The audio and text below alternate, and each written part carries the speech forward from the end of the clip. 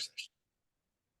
April 3rd, 2024. The time is 6 o'clock.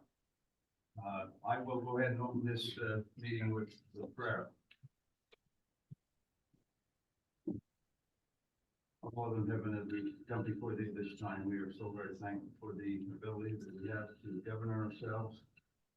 We're thankful that we live in Payson and we have the ability to live in the United States and the state of Utah. We'd ask thee to please watch over and bless us all. That we may be prosperous, we may be safe. Help us with the city council and as the citizens of Payson to make the appropriate decisions for this city well and we say these things in the name of Jesus Christ. Amen. Amen. Dave Duckett is volunteering to say or lead a pledge for us. Everybody please stand and repeat the pledge. I pledge allegiance to the flag of the United States of America and to the republic for which it stands, one nation, under God, indivisible, with liberty and justice for all. Thank you, Dave.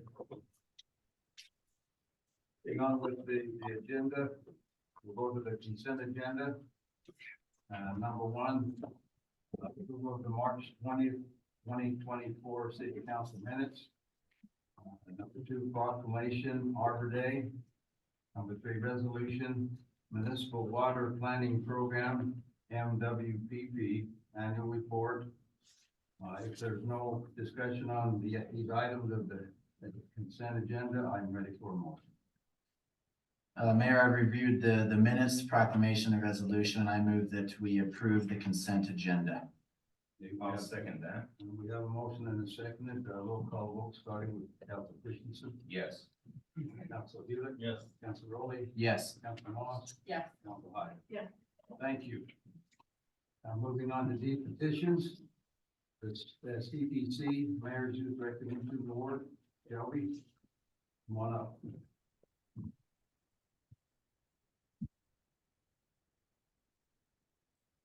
When your name is called, please come up to the podium and introduce yourself with your name, grade, and a fun fact about yourself.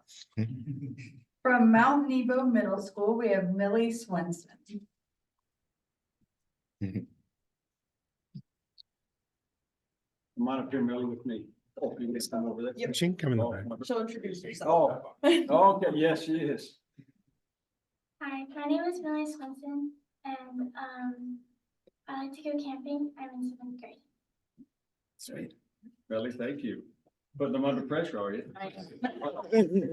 Teachers have said Millie is a great student. She is always on task and knows how to work hard. Her comments in class are insightful and add to the discussion. Millie is very sweet and kind. She helped at lunch and was very patient and helpful even when other students were not being their best. Thank you for making our school a better place to be.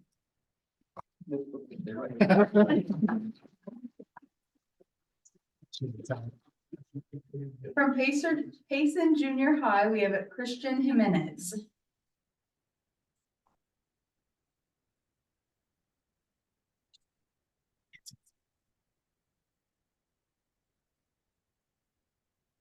Hi, I'm Christian Jimenez. I'm in 9th grade and I love to read.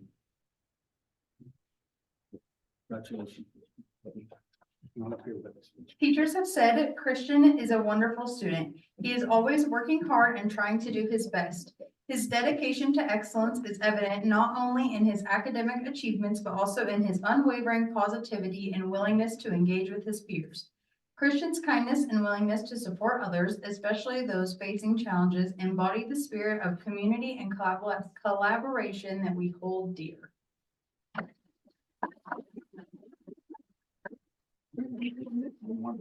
Yeah, this is council. Stand up.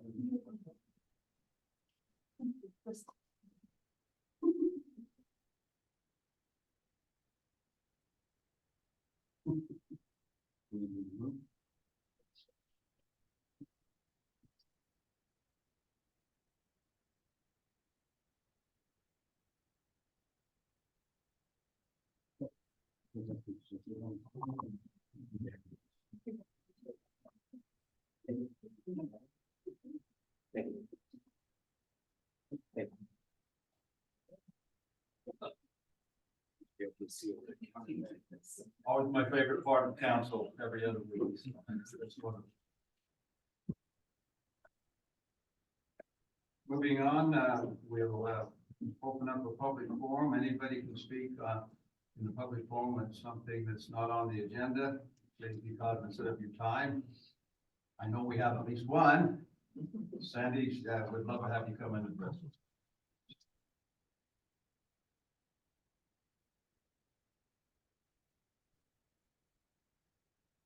I'm Sandy Howe, and I'm here to represent my friend Sue Staley Wilson. And I just would like to tell a little bit. I'm looking over everybody, and I see that there's not anybody here old enough to really remember when the Staleys were around. None of the girls have been here for at least 60 years, which is why I think their contribution is so extraordinary.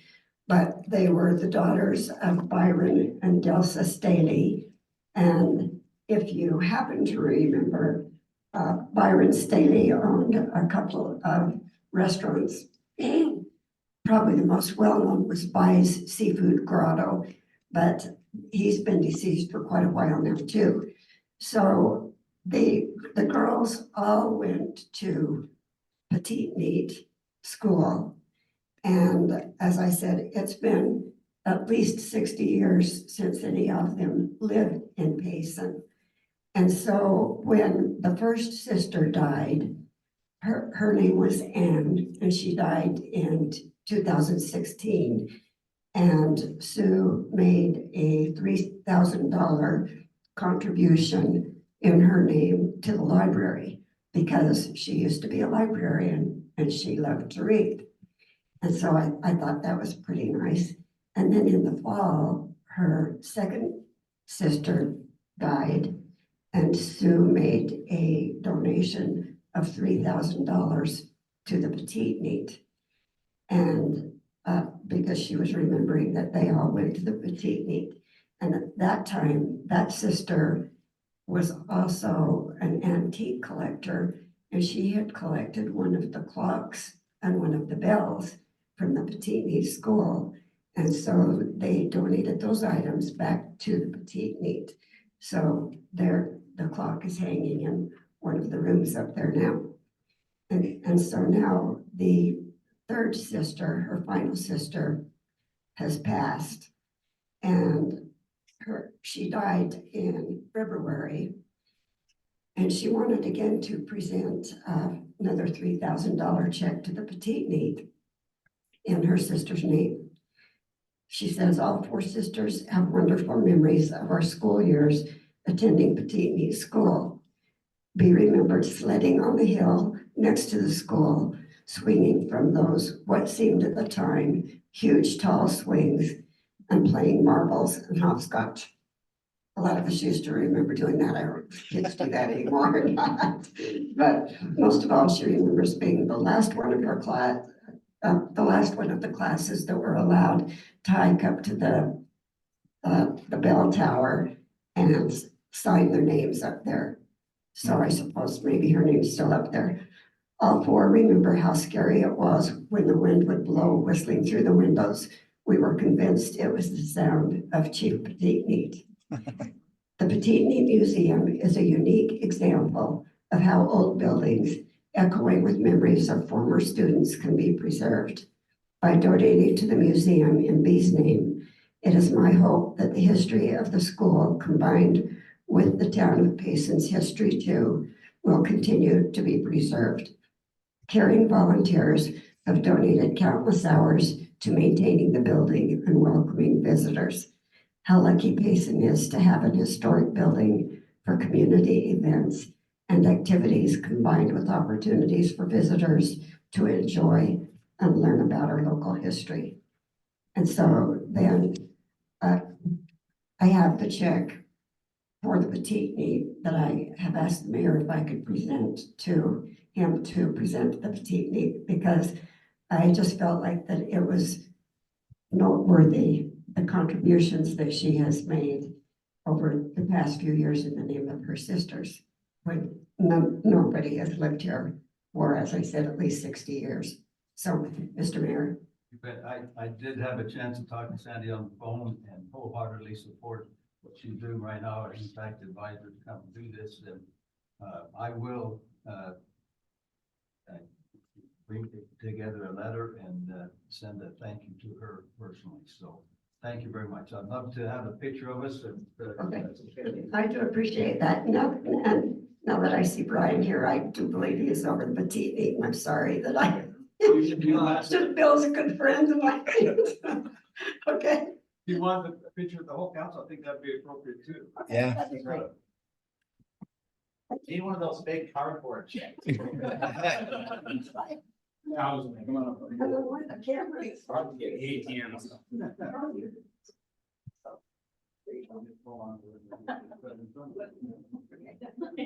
Come on up. Right over there. Me. 1, 2, 3. 1, 2, 3. 1, 2. We got you. Got it? Thank you. Thank you so Very much. Thank you so much. Turn around. I'm shaking out the council if you would. Yeah. Thank you.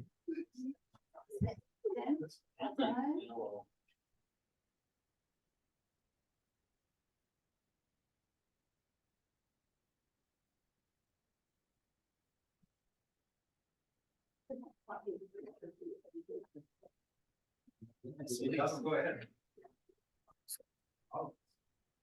Other than their hands up. It'll look blurry without my glasses. Or bad, okay.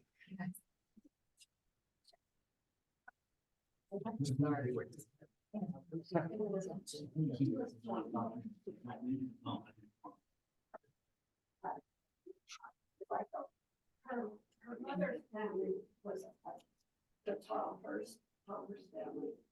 And so he owned the old mill that used to be right apart. The grist mill there.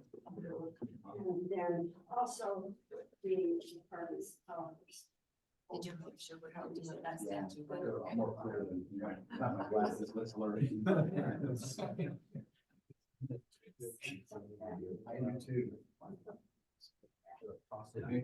Thank you, Sandy.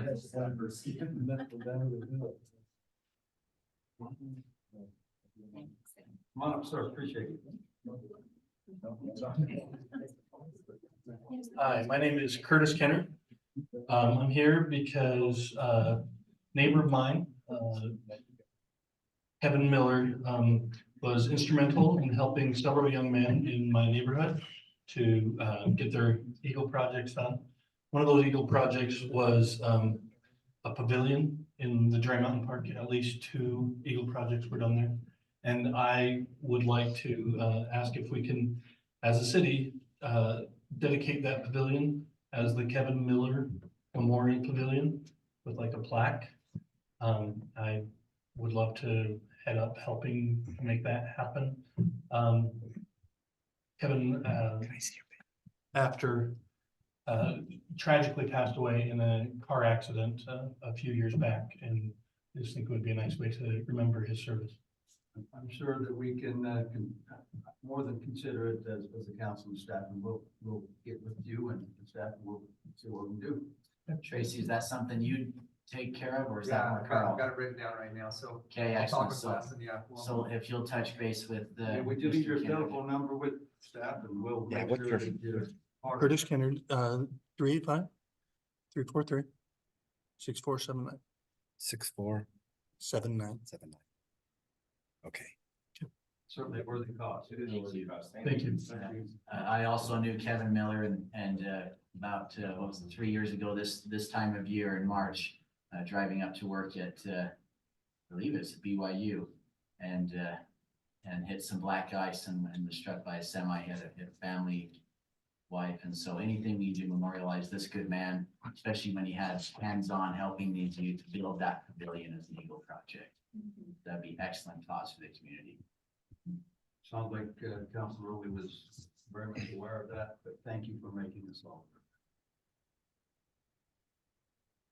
Sandy, you have something else? Oh, it's mine. That's on the show. Just watching you. I didn't know to pass it too, so thank you.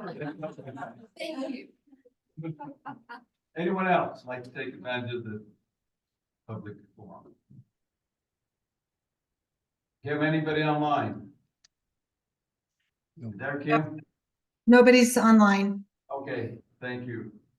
And then in light of that, we'll go ahead and close the public forum and move on to staff reports. Thank you for being here.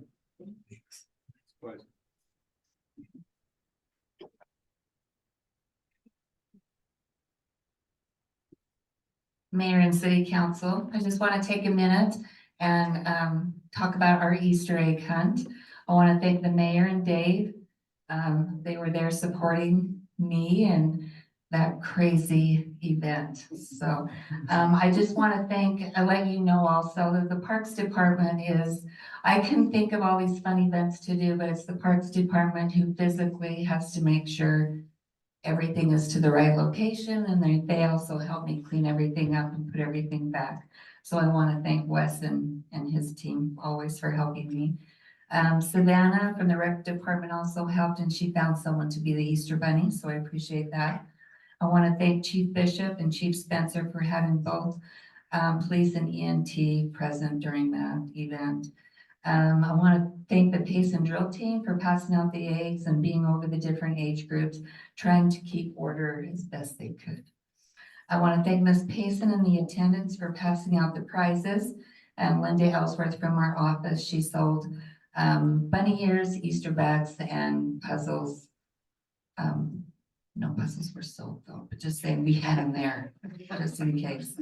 All right, I want to do a huge thank you to our sponsors because it wouldn't have been a huge success without our sponsors. So Walmart donated a bike. So the Easter egg hunt, I have 4 different sections and I split them off by age groups.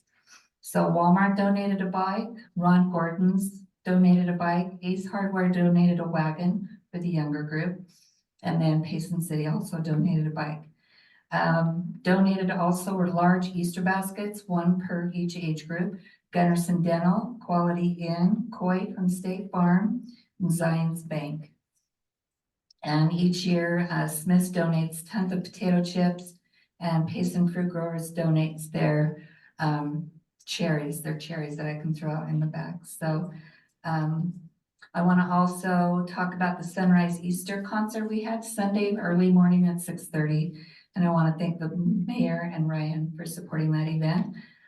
Payson City is really fortunate to have, during that weekend, we had 3 huge events for people to take part in. I know people say, I never hear about anything. And I just remind them, I cannot go to your door and tell you what I'm doing. So I said, there's the marquee, there's the newspaper, and there's also our Facebook page. So we had around 175 people to that event. And it was absolutely beautiful, 6:30 in the morning, and it was about an hour. And for me, it was fun to sit there and see this group of people perform and sing, because a lot of those people in that group are my volunteers. So I felt like this is I'm there supporting them because they are always there supporting me.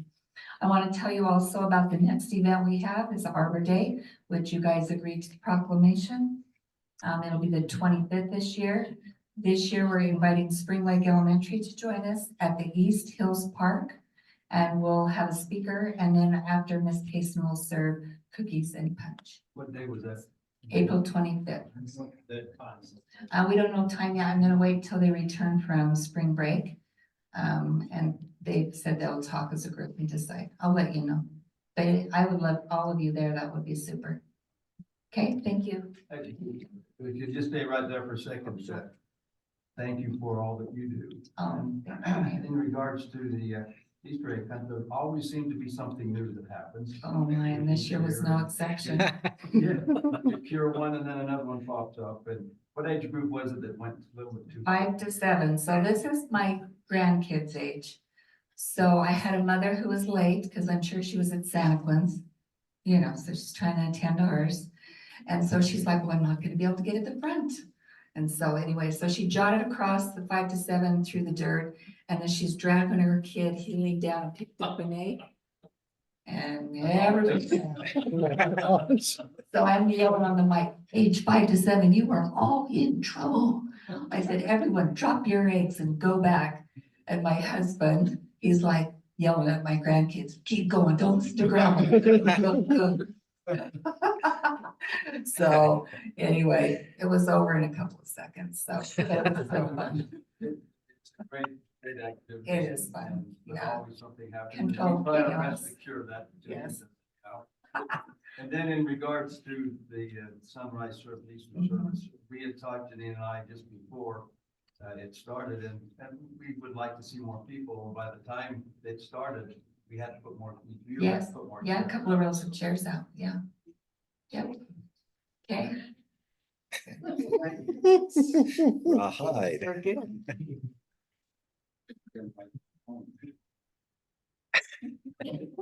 Okay. So any other staff?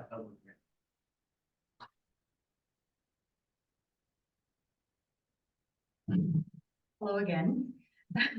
I just want to make everyone aware of 2 events that our Communities That Care Coalition is having.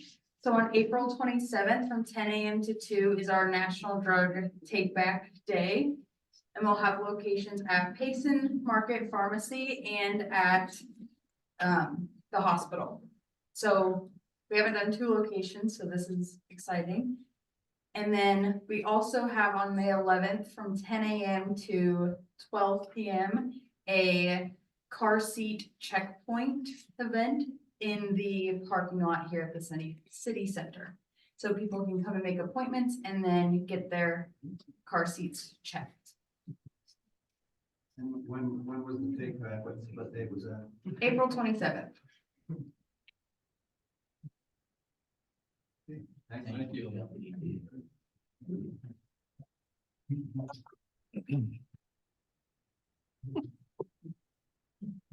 Sorry, this is just really brief. I just wanted to say thanks to the mayor, Councilmember Rowley, for helping us choose some new planning commission members. We needed to choose 3. We had some good applicants and had some good interviews, so we will present those to you next council meeting to be appointed, and they'll be here, and the judge will be here to swear those guys in. But we just appreciate your support, and thanks very much.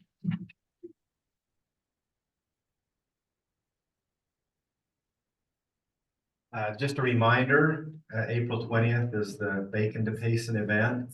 You may have seen, get on our website, you can click that ribbon, it'll take you to landing point, there's information. It's going pretty well, there's a lot of moving parts and a lot of emails and texts, but the Film Commission, I think the goal for the state of Utah was to raise $40,000. And we've got about 17 more, so they've done really well so far. And trying to get the Film Commission to do a little thermometer that we can put out on social media, say, hey, we're almost there, and do a couple of blitzes, but they're working on that. But yeah, if you can come, great. I think there's a form you need to fill out and get on the football field.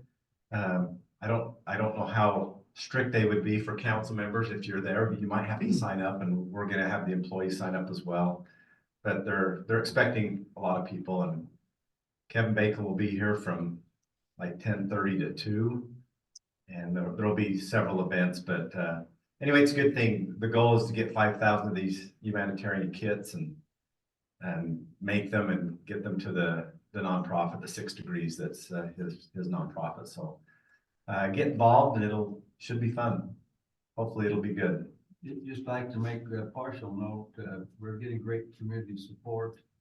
Smith's Food King, Walmart, Payson Market, Payson Food Growers, Stadium Cinemas, and Chubby's, to just name a few.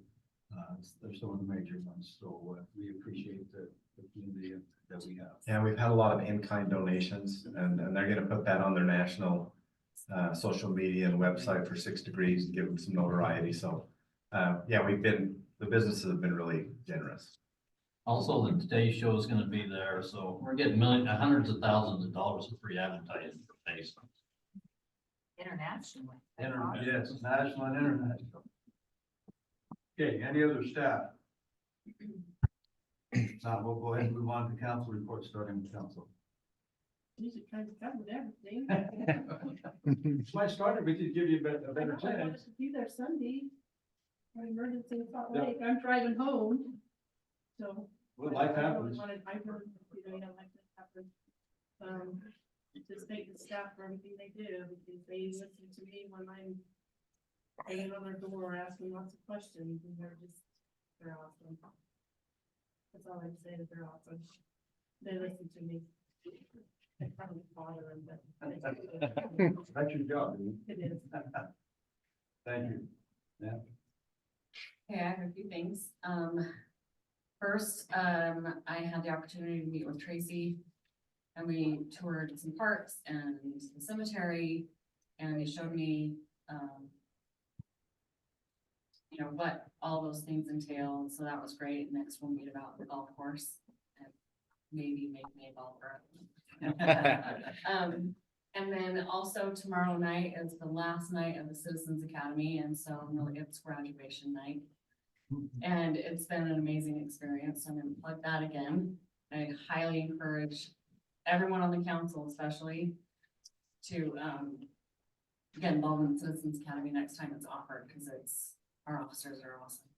And then on to the Kevin Bacon thing, I was so excited to be involved at the high school at what time did we have to be there? 5 in the morning?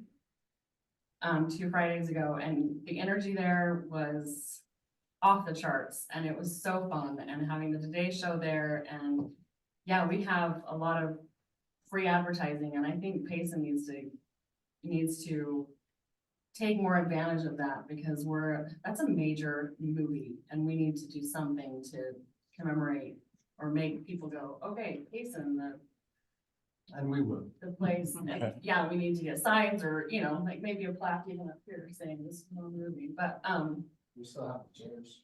yeah, they're getting it out next week. Yeah, and so, I think that's a great thing, and, because, yeah, the whole nation, but also parts of the world that watch the Today Show, I don't know who, but, we'll be watching, and that's an exciting thing, and to do a lot of good with Kevin Bacon's, nonprofit organization too, I think that's great, so. And the kids have done an amazing job at the high school, they have worked so hard, and, I'm really proud of them, so that's all I've got. Thank you, Mayor. I do want to thank Janine for that wonderful Easter sunrise concert. That was well attended, and I thought it was such a positive atmosphere to have a collection of different faiths there, all worshiping together and waking up way too early, dark and early on a Sunday morning on Easter. But that was just excellent. I appreciate the mayor for the opportunity to be there with him. Shelby, thank you for all the work you do with the youth. Today, when they came up, they did exactly what I thought should happen. So thank you for coaching them on that and giving them a voice. And I thought that went perfect. So thank you so much for implementing that. I thought it was excellent. And Chief Bishop, for the Bacon to Payson thing, are we coordinating with other agencies to have more help there, or are we just handling that for? We'll have an answer. Okay, excellent. Well, I look forward to that, and this is a neat thing. I think at the very least, we could get some red cowboy boots all put on, right? For that.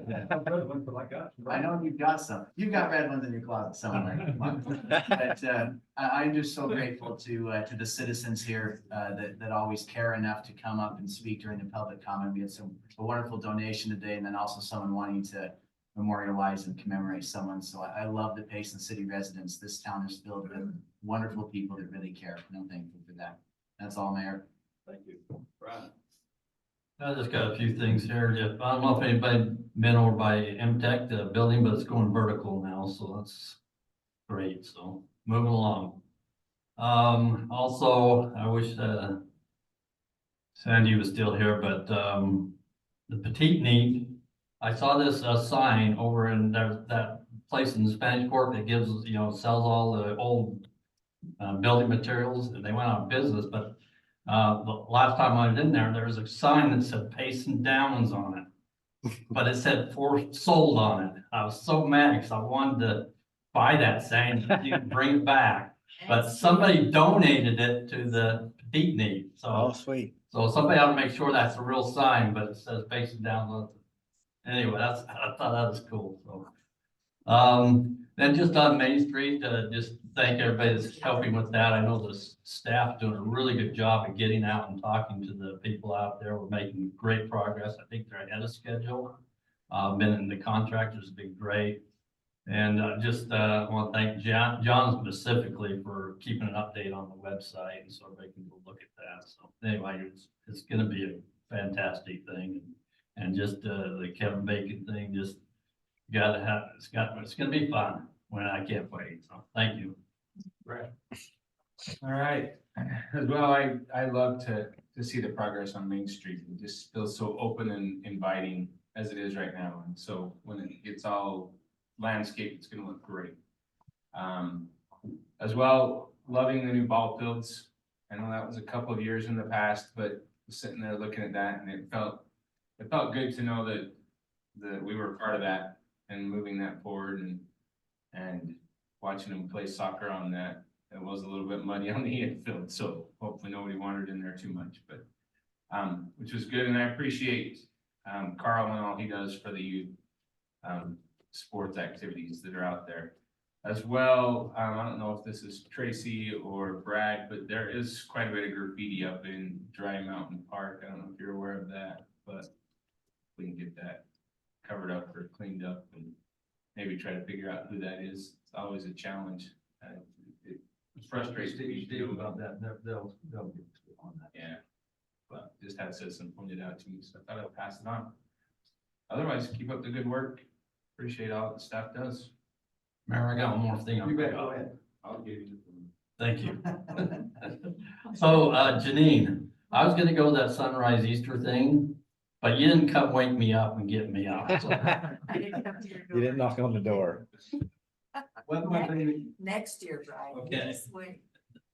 Yeah, I think it's, what is it, April 25th, something like that. Yeah, Easter falls on the 20th, so it'll be almost a month later, which is awesome. That was part of my talk, I think. Yeah. Anyhow, what Brian reminded me of with Demtech is, just so everybody knows, we will be entertaining Congressman Burgess Owens tomorrow. He's gonna come down and take a look at the, I'm not gonna mention him because I'll forget one of them, but he's gonna take a look at a number of the businesses here in town, and we'll be spending basically from noon till 4:30. So just so you know, Congressman Owens has been very, very responsive, and it's very interesting. So just so you know. Okay. We'll move on to E, action items. Public hearing / resolution amendments to the fiscal year 2023-2024 budget. Kathy? If you're ready, we're ready.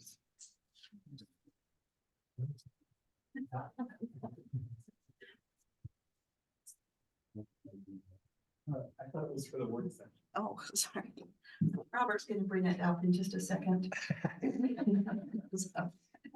Well, we've got 8 proposed budget adjustments tonight, and I'll just kind of go over them.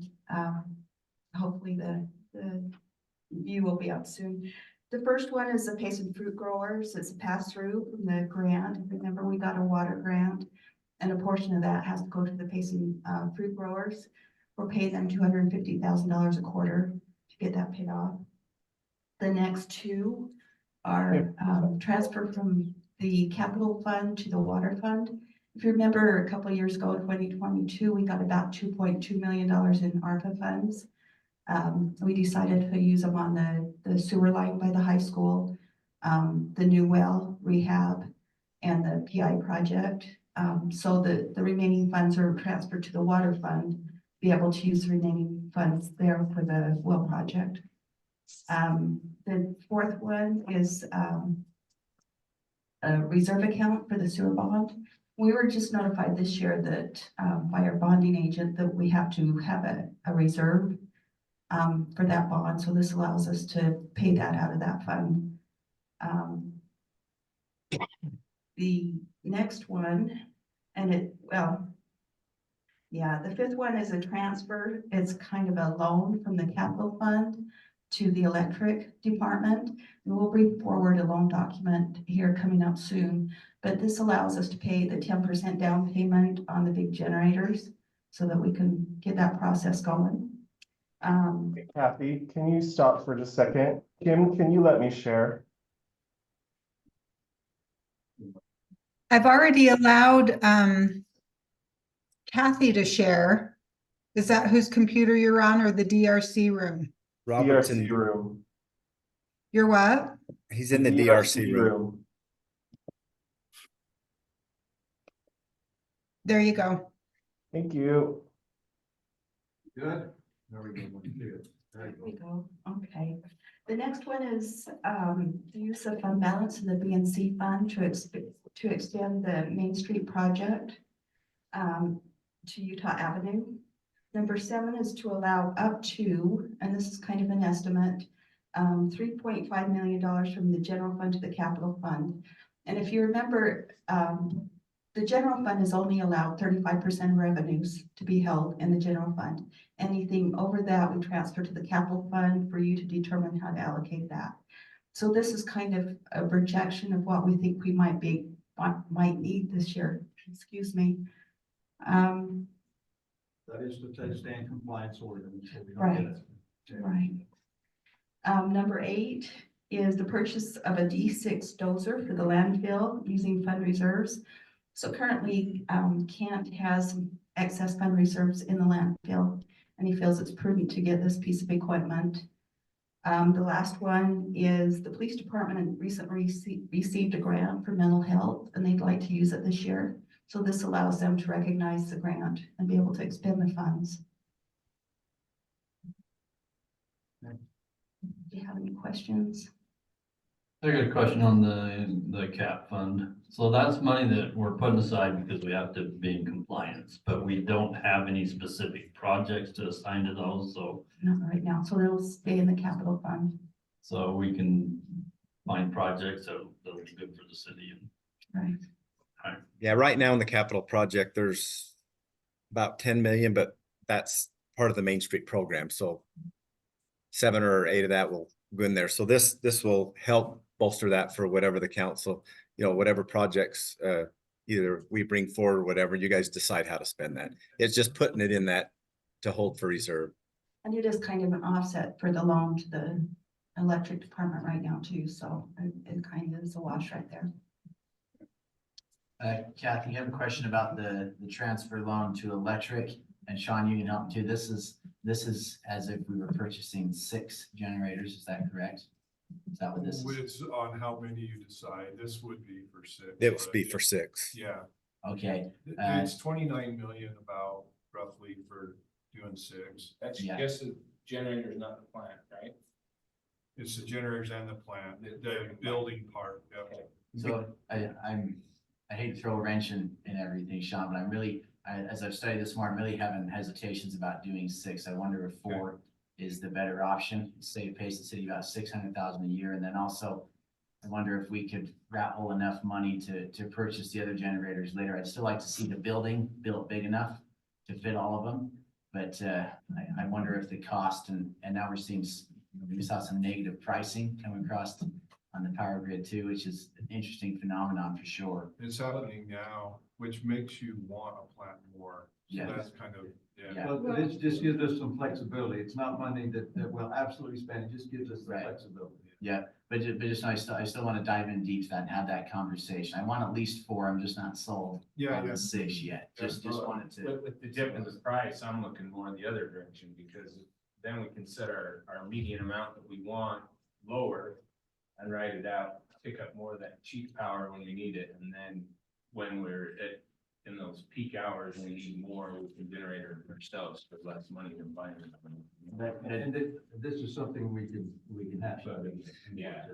Yeah, I can show you some. We're going to give you a little bit of update on this work session after, because we met with our consultants today on the power, so we can give you an update. We can have some more discussion on that. So if we go with the 2.9 and we look back and go, yeah, maybe 4 is a better option, is that, we'll just add that to they'll get a 15% down instead of 10% down, is that? Yeah, or you could, but they only require 10%, so it would be probably about We- 2.4.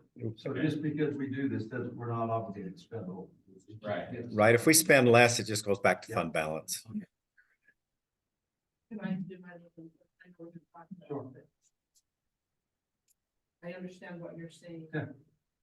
But Kim and I both did this with the sewer system. When it's 25 million and now it's 73 million. And we That have was 12, too much it's people. 85. Everything's gonna keep going up. Yeah. So right now, if we can get them, and that's what he even said, you know, just even get them. Like, yeah, it's a lot of money, but we still have to look at Yeah, it said they what's lost gonna happen and just fight Great. for. When we're probably gonna need the 6. Who's lost connection? Today's price is never gonna Some be stuff. less. So And we can dive into it. It might be for 5 Robert. years, you know. And yeah, I understand that. Who's on We just have a lot of irons, we have a lot of irons in the fire right now, including the $78 million sewer treatment plan, so. I wish we had, yeah, but, But Melanie, everything's RC. having the same Kim, situation. oh, I know. I think Kim lost. Well, Hey. we can dive deeper into this. Yeah, we can discuss this, yeah. And we will have. that. Hey, Can we hold on Mayor a and second? Council, I just got a text from Kim. She's recording this, but she kind of got kicked out. So can we just hold a minute, see if she gets back on? She's supposed to record our conversations and stuff, I so. appreciate your comment. You know, we will dive into it. Do you have any more questions of me? You always do a good job, and Thank you. We're texting her and see if she can try to get back on. It looks like everybody else is still on, but she got kicked out. The one that's recording it. Yeah. I didn't see Mine- anything that said it was There. Well, that's from this computer though. And then this computer didn't say that. Mine said that it's still recording. Okay, maybe we just keep. Yeah, I think we're fine. I texted her. haven't heard back. Yeah. We'll keep trying to get her on, but Robert said his computer in the DRC shows it's still recording. Oh, okay. So even though she's lost, we hope that's the case. If not, we'll take detailed minutes of what was happening. So yeah, if you want to continue on with the public hearing. Your recorder? Okay. Did you get the recorder? We don't have the recorder she's got. I've got one in my office if we do the closed session, so Well, we can kick that on and cover her bases if we need. to. let me go grab it. She's the host now. She's back on, Dave. She? Yeah.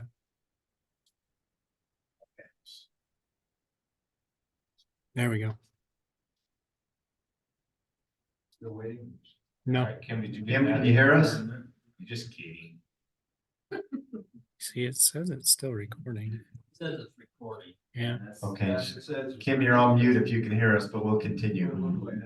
I'm back, sorry. I think it was the internet here. Okay. Based on the questions and the presentation from Kathy, we're ready for a motion to open a public hearing. So moved. Seconded. We have a motion and a second, starting, well, with, Council Christensen, Yes. Council Hewitt. Yes. Council Rowley, Yes. Council Moss. Yes. Council Hyatt. Yes. Okay, some instruction for the public hearing. Please step to the mic and say your name. And you'll speak clearly and be cognizant of your time, and we'll go ahead and open this public hearing.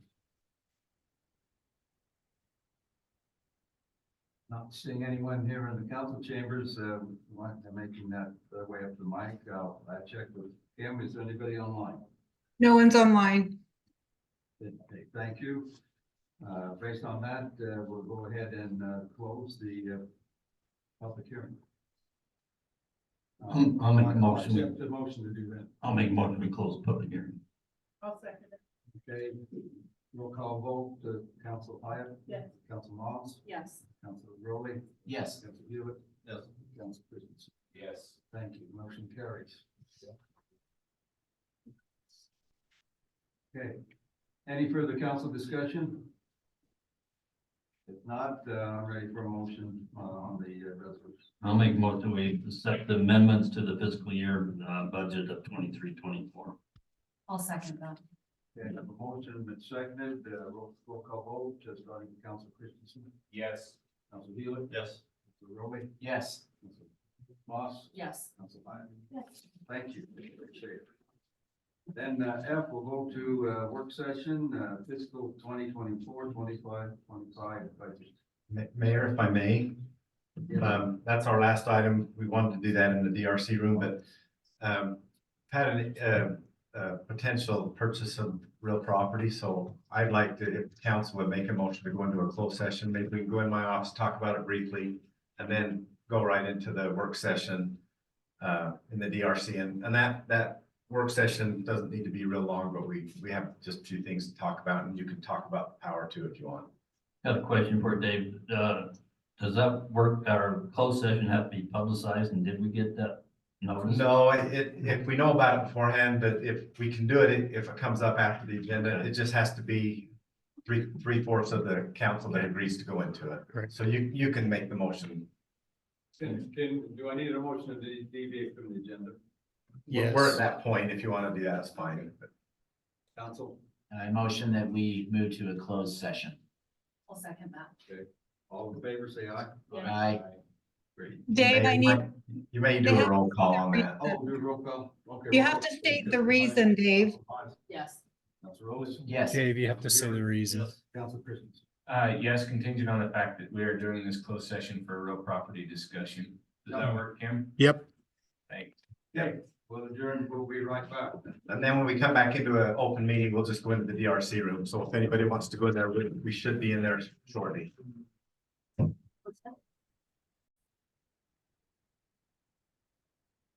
So Mayor and Council, we wanted to just talk a little bit about budget, and I think I'll just make an overall statement. We didn't fund everything that was requested, and Kim or Kathy's gonna go over some of that, but we pretty much have we've able to balance all of the budgets except the power. And we're gonna talk a little bit about that. That's the one we have to have some discussion.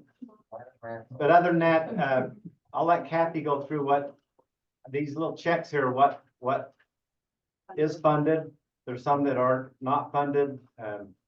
You know, you can look at it and, but with what we funded and the projects, we're pretty good to be balanced. We can do a tentative budget in May. And then we just need to talk power and figure out how to deal with that one. So Kathy, do you want to go through it? Yeah.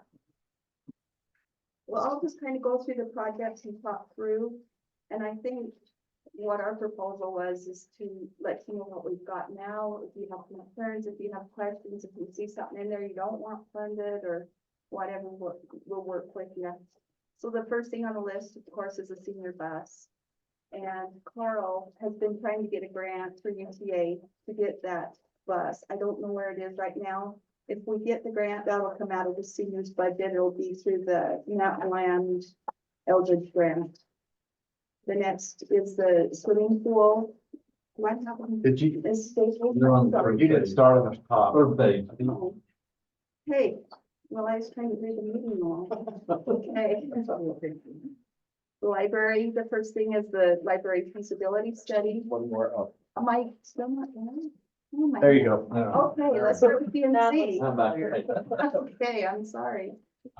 Okay, B and C, I'm not gonna go through the individual projects. You can kind of see what Kent's outlined, that he feels like he can get done with B and C funds this year.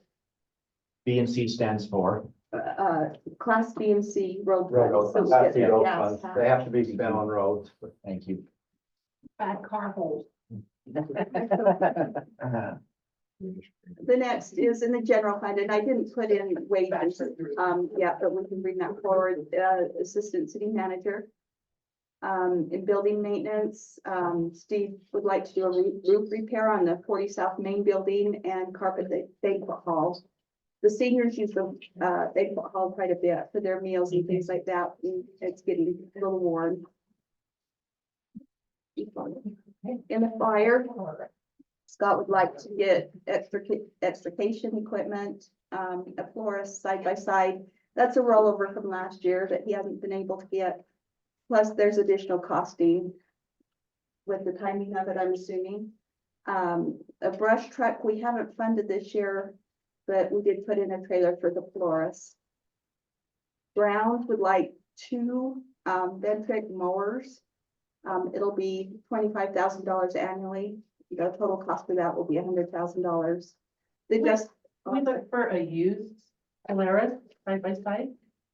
Like I just bought one and it was used and it's some brand new. He's not there. He's not there. I think if, the department head's not here, you can do whatever you want. Side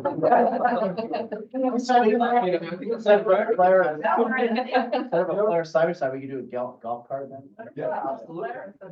I mean, but one disclaimer I put there, we've done years before, and they seem to always come back and bite us as far as maintenance is concerned.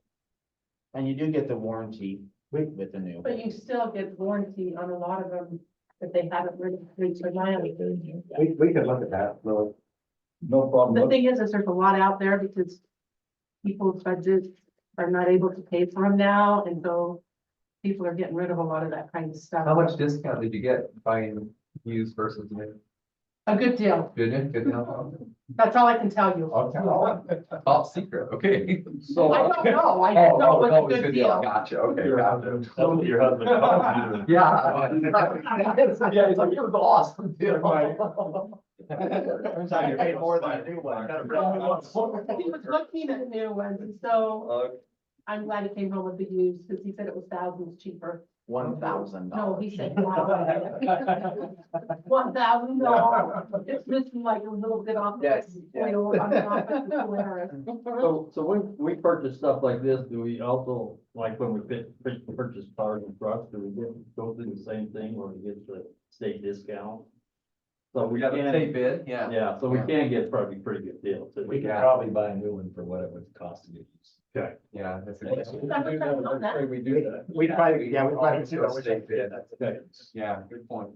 The next one, it looks like I didn't catch the total on there, but it's for the justice court. It's door scanners in the courtroom. We actually have that in the budget this year, but I don't think they're gonna be able to get it this year, so we were gonna roll that over. You have to order it? I'm not sure. What we're trying to do, like the court right now has a card.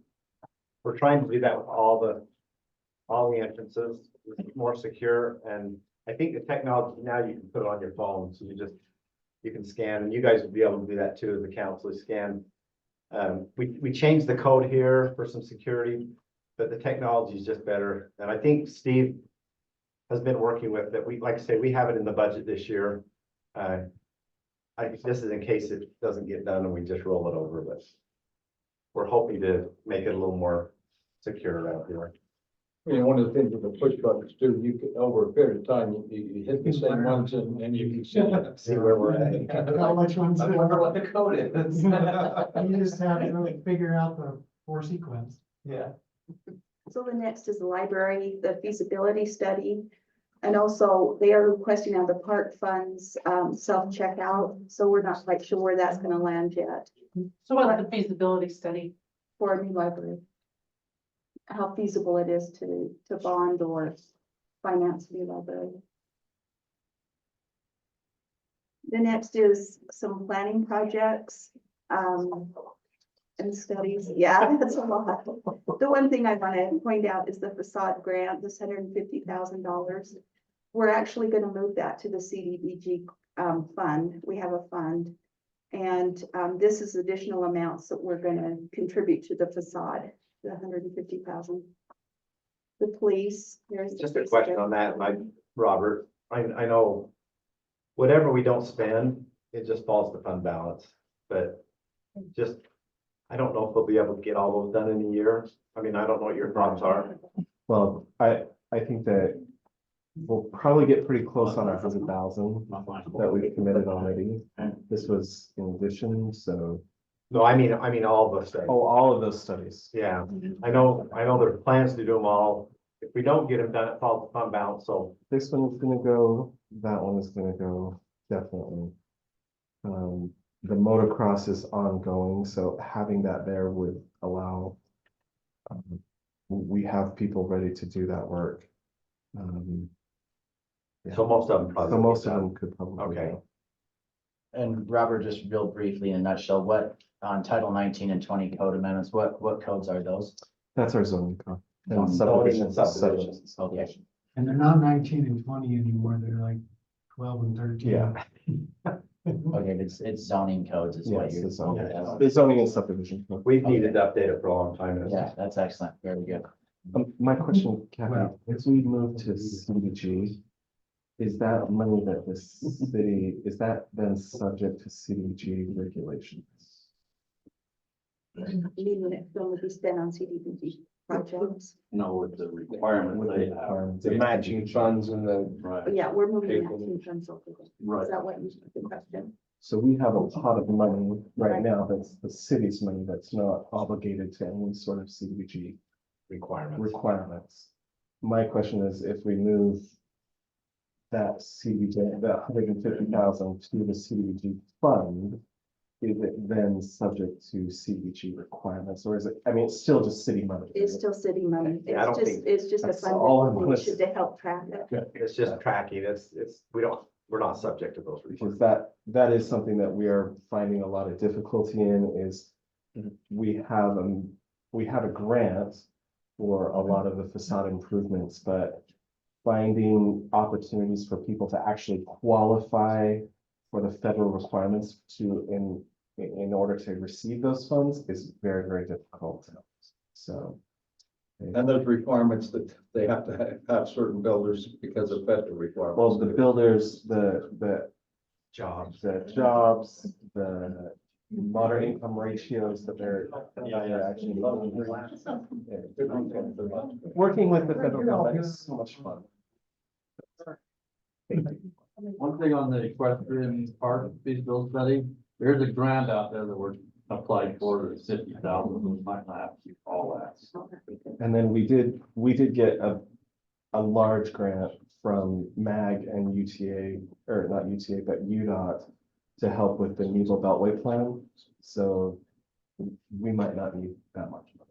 And also on the Chris Swainson, I shouldn't have put that on there. That's actually professional service. I grabbed by accident. That is to help with inspections. Building inspection. With the items that are not funded, does that mean that we're not doing it or it's still up for discussion, or what's when you see not funded line items? Right now, those are not in the budget. They're not to balance the budget. I mean, if there's saying we really need that and we'd rather cut something else out, we can sure look at it. Okay, so with the economic development manager and the grant administrative community relations specialist. Now, Brian, you're filling that role as the economic development manager and you're not getting paid for that anymore. No. So where did that funding go? If it's in the general fund, it just goes down to the fund. I think balance. part is going to the assistant manager. Okay, and that's what we And talked that's, about that it. wasn't funded either. The assistant manager. was. Okay, well, we would like to have that funded. Yes, that's checked right up at the. No, Oh, the this one, economic economics. development I don't agree with that, but and the grant writer. All the cities I've talked to have said that their grant writer is awesome and they cannot believe we don't have one yet. It needs to be separate. Is the grant writer different than that guy at Capitol, the state Capitol that's getting us all the? Our lobbyist. Lobbyists? oh, yeah. No, the grant writer like finds all the different grants and the thing is when they go to school, they find all these different places to find grants that you and I are not gonna be able to find. And that's all they do is just find grants for all the different. Where's Carl? Carl writes a lot of his own grants, but there's more out there that he could get. He said he has other things he needs to do too. I wrote about 10 grants this year. Brian's been doing quite a bit of it. I just worry you wear too many hats. I think you're doing a great job. I just. I'd be very unhappy if you hired somebody, because that's what I like to do and I'm doing it. You like to do the grants? No, the economic development. I'd be very unhappy if if you guys spent the money to do that when I'm already doing it. I have contacts all over. I'm on the MAG board for economic development. I helped in Utah County do economic development with Commissioner Gordon. It just seems like it'd be a waste of money to go out and hire somebody to do the same thing that I can do, or probably better. When you're gonna pay, you get somebody good, you're gonna be paying with it benefits everything about $150,000. The one thing is the grant writer and the economic development director, just bringing in a business will pay their in. But I'm already doing that. I know, but you haven't.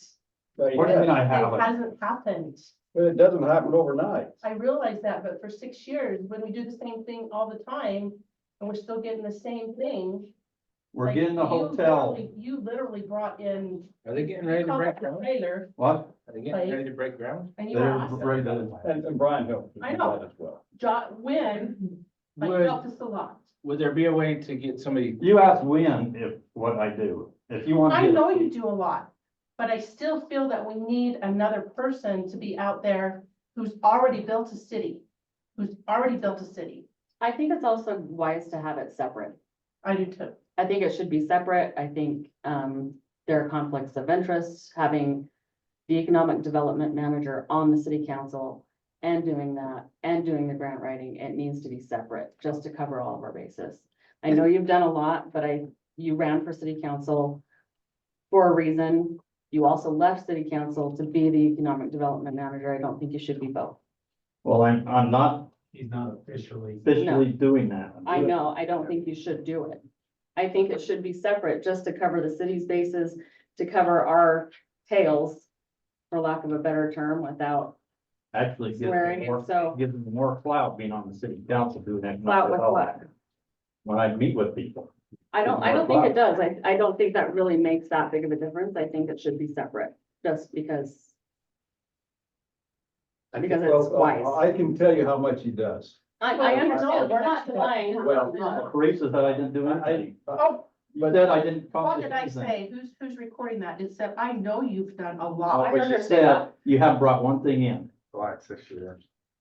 So it's still, if we had someone that has grown a city, they're gonna come in and grow the city. If not, they're gonna get replaced or they're gonna get fired.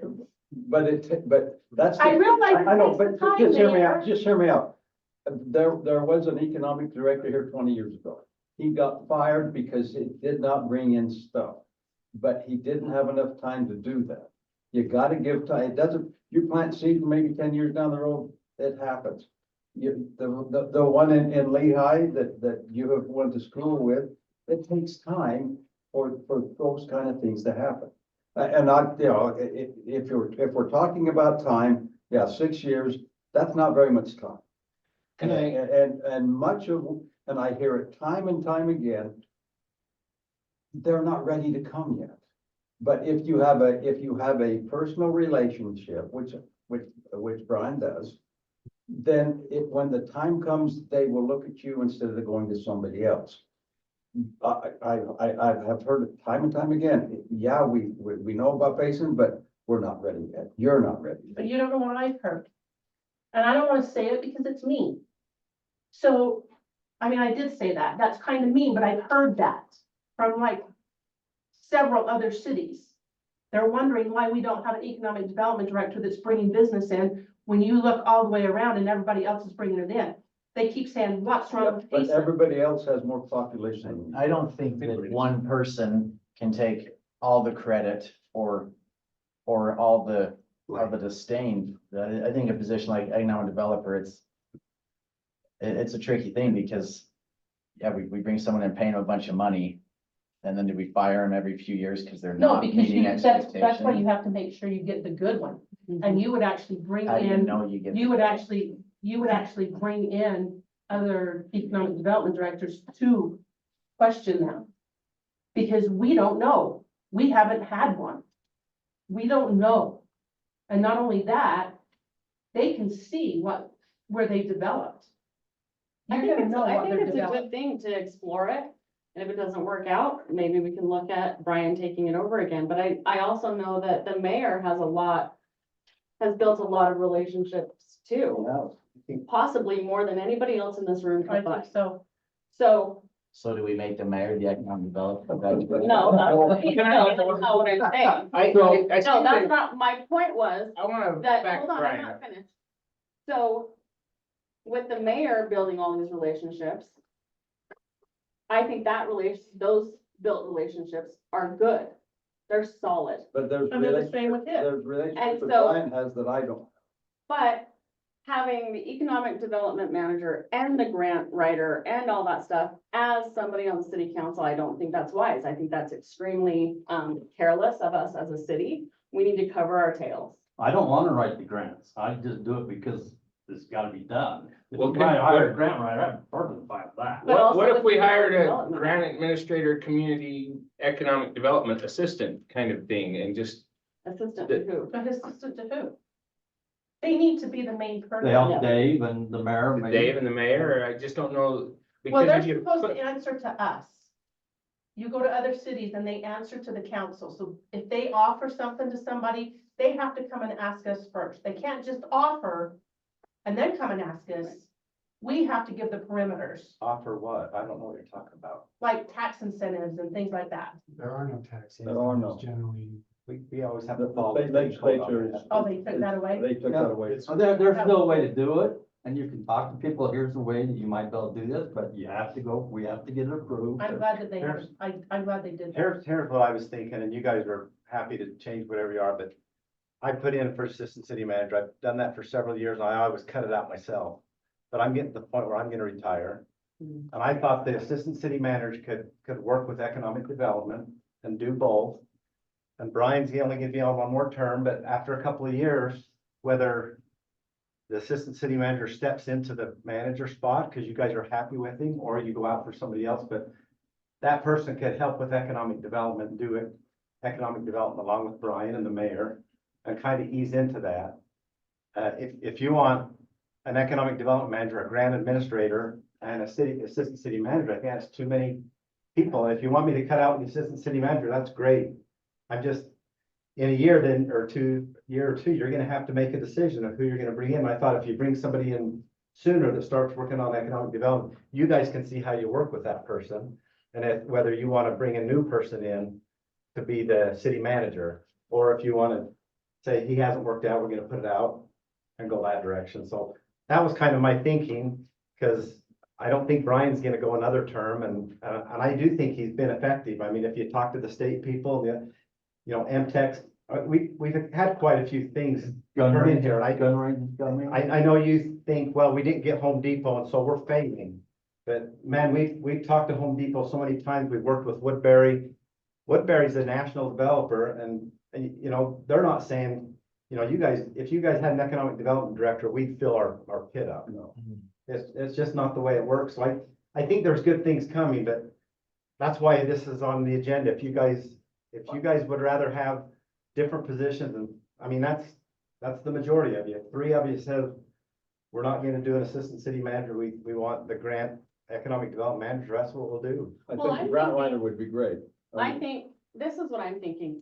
So the mayor put me as the city council representative for Chamber of Commerce or the senior citizens or whatever, and everyone has something that they're over. Sure.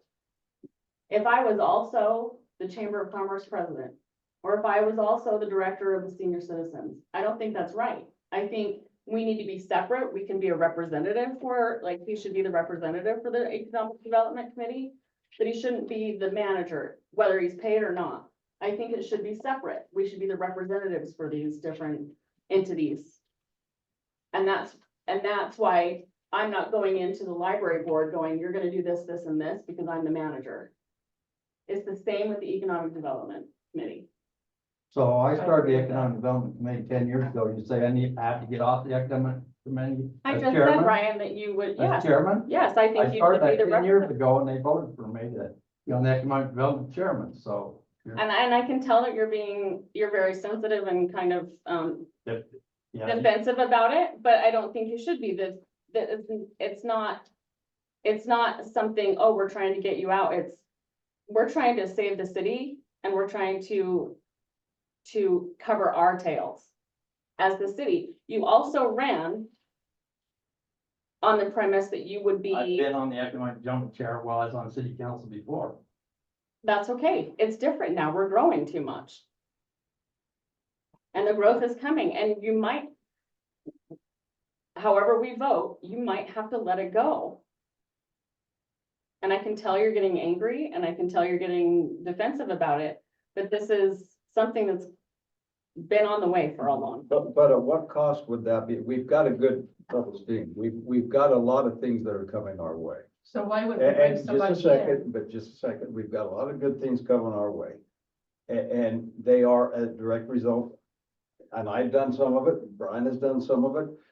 We wouldn't have CMP, there's a lot of spin-offs there. Hotels even have said, with the exception of Gary Patel, and he knows the hotel business better than anybody else, they even count rooftops. Why they gotta count rooftops, I don't know, but that's what they count. It doesn't matter how many rooftops you got in the city. It's what people, where you're at on the, along the I-15 corridor, and that makes sense for people to stop and stay there. But Mayor, But- there are businesses that also count how many bachelor's degrees and master's degrees there are. And it's just, it's kind of along the They're same right, line. but those businesses depend on people to come and work for them in It's different money, places. too. But I'm telling you right now, the major thing that they look at, and I go down to ICSE for the last 6 years, they constantly say, how many rooftops do you have? I understand that. And if we don't have the rooftops, IHOP won't come. I've talked to them till I'm blue in the face. They will not come until we have more rooftops. Spanish Fork has. We have No, I meant, In-N-Out, I meant In-N-Out Burger. Oh, In-N-Out. In-N-Out Burger, In-N-Out Burger. They, Spanish Fork has 50,000. They just barely got it. We're at 25. Right. And I'm just saying that, I'm just saying that even if we do replace and don't have Brian do this, and I don't have a vote in it, but yeah, obviously you know where I'm at. But if we do that, at what cost? How is it gonna benefit us? It might Because- benefit us a lot. I don't think we'll Right. benefit it at all because of the relationship. It takes a while to do the relationships. It Well, he really would does. still have a relationship because he would be the city council representative. He could still be involved, but just not have that title. I think we're putting too much stock and worrying about this economic developer position a little too much. As I've met with business owners and I've met with dozens of developers and builders, I've never heard one say, I'm in Payson because of an economic developer. They're here because of our proximity to I-15, and they're here because, like I said, the businesses count rooftops every time. And so I don't know if I'm in the boat though of paying somebody a bunch of money to come in and do it either. Because how could you gauge success on something like that? And to compare us to Lehigh, that's not even a fair comparison of their proximity to I-15. And I don't think their economic developer got them all of those businesses that are there. And so what you're You might saying say is, that, with the growth coming, it's gonna come anyway. Because it's a lot- coming down by opting- 15 opting. anyway, regardless of if He's it's had to go in there and fix all the roads because the one before him, like, totally messed up and didn't look at the growth that was coming. Like, he didn't just do the economic development. He had to go in there and literally they had to make roads way wider. See, that's a broken city. But that's what a Robert mayor there thing and protects us from, and Mountain. the city council as well. But that's a mayor, that's where that funding comes, is from Mountain Land Association of Government, and the mayors take a look at that, and all the mayors vote on that, and that's how Lehigh has got a lot of their funding, is through Mountain Land Association of Government. And economic developer does not have anything to do with that, other than the fact that the mayors come and everybody listens, and then the mayors vote on which projects. For example, there was one in Lehigh that Lehigh was pushing real hard for. They hadn't really finished the planning on, they weren't ready to go, but they wanted funding. And as a result of Sadiquin being ready and all the environmental studies done and everything, everybody voted to not support the one in Lehigh, and it went down to Sadiquin's Main Street. Now, subsequently, that money was not enough. It was like $9 million, and it blew up to $21 million. And so as a result of that, Mountain Lands had some money that they could put towards it, and so did UDOT, and it got funded to $17 million. They brought it down from 21 to 17, but originally started out at $10 million. And that's how that stuff happens. So the economic director doesn't necessarily do that per se. It goes. Well, to he the- did it because they had made such a mess. Well, And he knew how to build cities because he had already built like 5. but the funding doesn't come from that. No, I know, but what I'm saying is, you get an economic development director that's built a city. He had way more contacts than we do. And he's gonna have more, I just don't know that we're 100% ready for that kind of cost. They're not gonna come cheap. I think we could use somebody to help. I don't love the manager on the end of it. I'd love to see some economic development help and some grant administration help in that direction. And I don't know why we couldn't put that in the assistant city manager position And and what kind of was it just you lump it said? together. the other thing, something else went with it too, when you were saying that. The grant economic development, I know that's a lot Like there, a but city something, the assistant city manager. no, but you said something before that. Trying to think what Jill called it. I think even into that, I thought would be a way to help both sides. You know, if we fund an assistant city manager that works on economic development, they also do some stuff to help me out, but then that's the transition. And then when That would also help them get to know your job more when you do retire. it would, But so would you want to and it get gives- somebody with more economic development? Like someone who's gone to school to do that, because it is different. Not if than they're gonna be a city manager. No, but that's what I'm saying. A city manager is different than an economic development director. Yeah, but the city manager is a larger umbrella. It's just one of the branches. and a lot of like the economic development director we had here before, and I think it was He political. wanted but- this to be Park City. Well, no, it wasn't that. I think there was some politics going on. He was a city manager he went on to be a city manager after he left here. I think part of city management is managing everything. It's what economic development's always part of that a little bit. I go with the mayor and I go with Brian, and we're always involved with that. Did we go to school for that? No, I don't think the guy in Lehigh went to school for that. He probably got experience and then he started teaching. You get that by experience as well. The economic development director for Spanish Fork, he started out as a planner, I believe. There is a danger of hiring an economic developer fresh out of college. No, you don't want that. And No, you saying, want somebody that has okay, well, okay, experience. they built the city. So you hire them in there, they come in here, we pay them a bunch of money, but how do we gauge that? How do we gauge that success?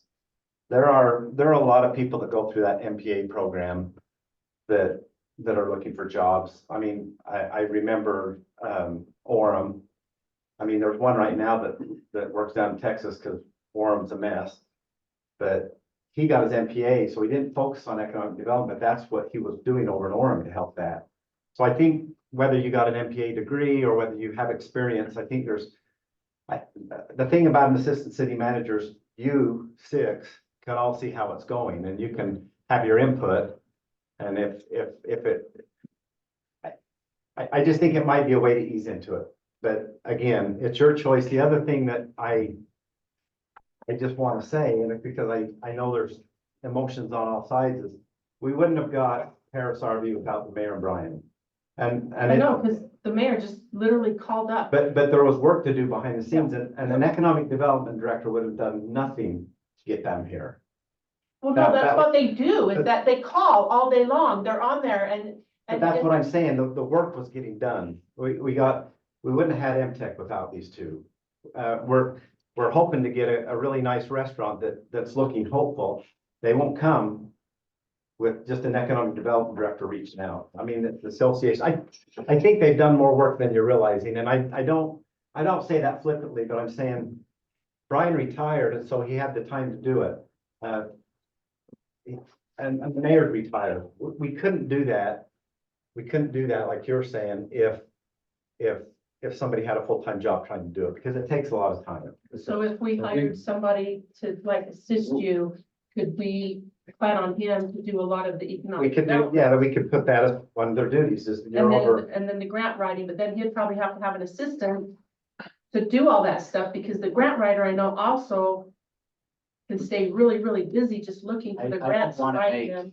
50 management positions No. in Payson City. So that's the event, that wouldn't be That's event. kind of can be one It would job. be This under- could be one job. that However, you would have a point, you know. more- I just wanted to say, I should have communicated more with Dave before I submitted my budget, because I would support these types of positions in that assistant manager role. I think one day we will grow to the point of needing a specific person in these types of positions. But I think that the approach of having that assistant manager person kind of head that up with the assistance of all the resources that we already have, I think that would actually do a lot to accomplish what all of you are kind of saying right now. And just know that economic development is a very cross field, educational field that requires a lot of support and help, because economic development is directly tied to infrastructure and to planning and to our police force, and all of those things are the things that really help to make economic development possible. And I would say that in this particular case, putting that under the umbrella of the assistant manager would be a much better situation. And if I had known that, I would not have put these in my budget. But these are here more as placeholders to think about for the future as we grow, because I put on my planner hat instead of my realist hat and said, one day we're going to need all of these different things, and I think it would be wise to put them in my department someday, but it doesn't have to be today. And I could support that. One thing I'd like to stress, we've got a good thing going right now, we really do. And some of the things, we've worked our butts off for Smiths. Now, we've done everything we can possibly do, and an economic manager could not do any more than what we've done. Now it's up to the individual builder and the people that own the property, and that's totally out of our hands. If they have a willing seller, then that's wonderful. But we have got it to that point. And again, an economic developer cannot do any more than what we've done there. Home Depot, I've had back and forth with them. That for some reason, and I think the reason is, Spanish Fork has more people. They want to go head to head to Lowe's, but they have not made a decision yet. But we've got a relationship there. We've got Applebee's that's looking at us. We've got Jimmy John's that's looking at us. We've got the tractor store that is looking at us. Well, possibly. See, a lot of these things, you don't even know what's happening, it's just we could go one-on-one, but we haven't, but we can't discuss a lot of these things. A lot of in don't public. even disclose it. And I understand that, but what you said reminded me. It goes back to my feeling it's conflict of interest, separating the city council from all this other stuff, because we were told, don't even go to the planning commission meetings. Yeah, we were. Not? And now, because Jason said that, because they need to be able to make the decision separate from us. And for me, it's the same with the Economic Development Committee. It needs to be separate. He can be, maybe, the representative on the city council. But I think it needs to be separate. It needs to be one or the other. I've got. I don't think it would, because it's growing anyway. You're not bringing all the growth in by yourself. I think we need to change some words here, and this is where I'm hung up on, what, labels make a big difference. We're calling this an economic development manager. You're talking about this umbrella I like the umbrella thing today. It's like peanut butter, it gets stuck. And then, so you've got this manager who is gonna manage everything to make sure that economic development's going in the right direction. I don't know that we have enough economic development coming this direction to justify a manager. We need somebody to recruit. We need to change this label. Brian isn't our economic development manager. He's our economic recruiter, economic development recruiter, whatever you call it. He's out, he's trying to find these businesses. And when they get to that point, then we're going to bring them back.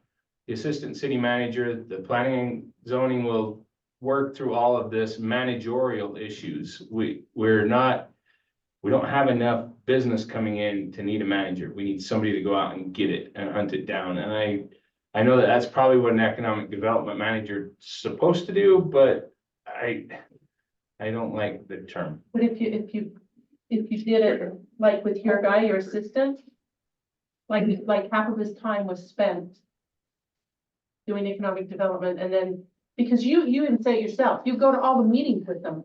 So what if he went to the meetings and it left you time to It do would other help. stuff? Oh, So he's learning that, but then he has the other time that he spends with you. And so then he's learning that. But it's like, that takes you out of the equation, so you can do other stuff and you don't always have to live here, because I swear you live here. You're always here. That's what his wife says too.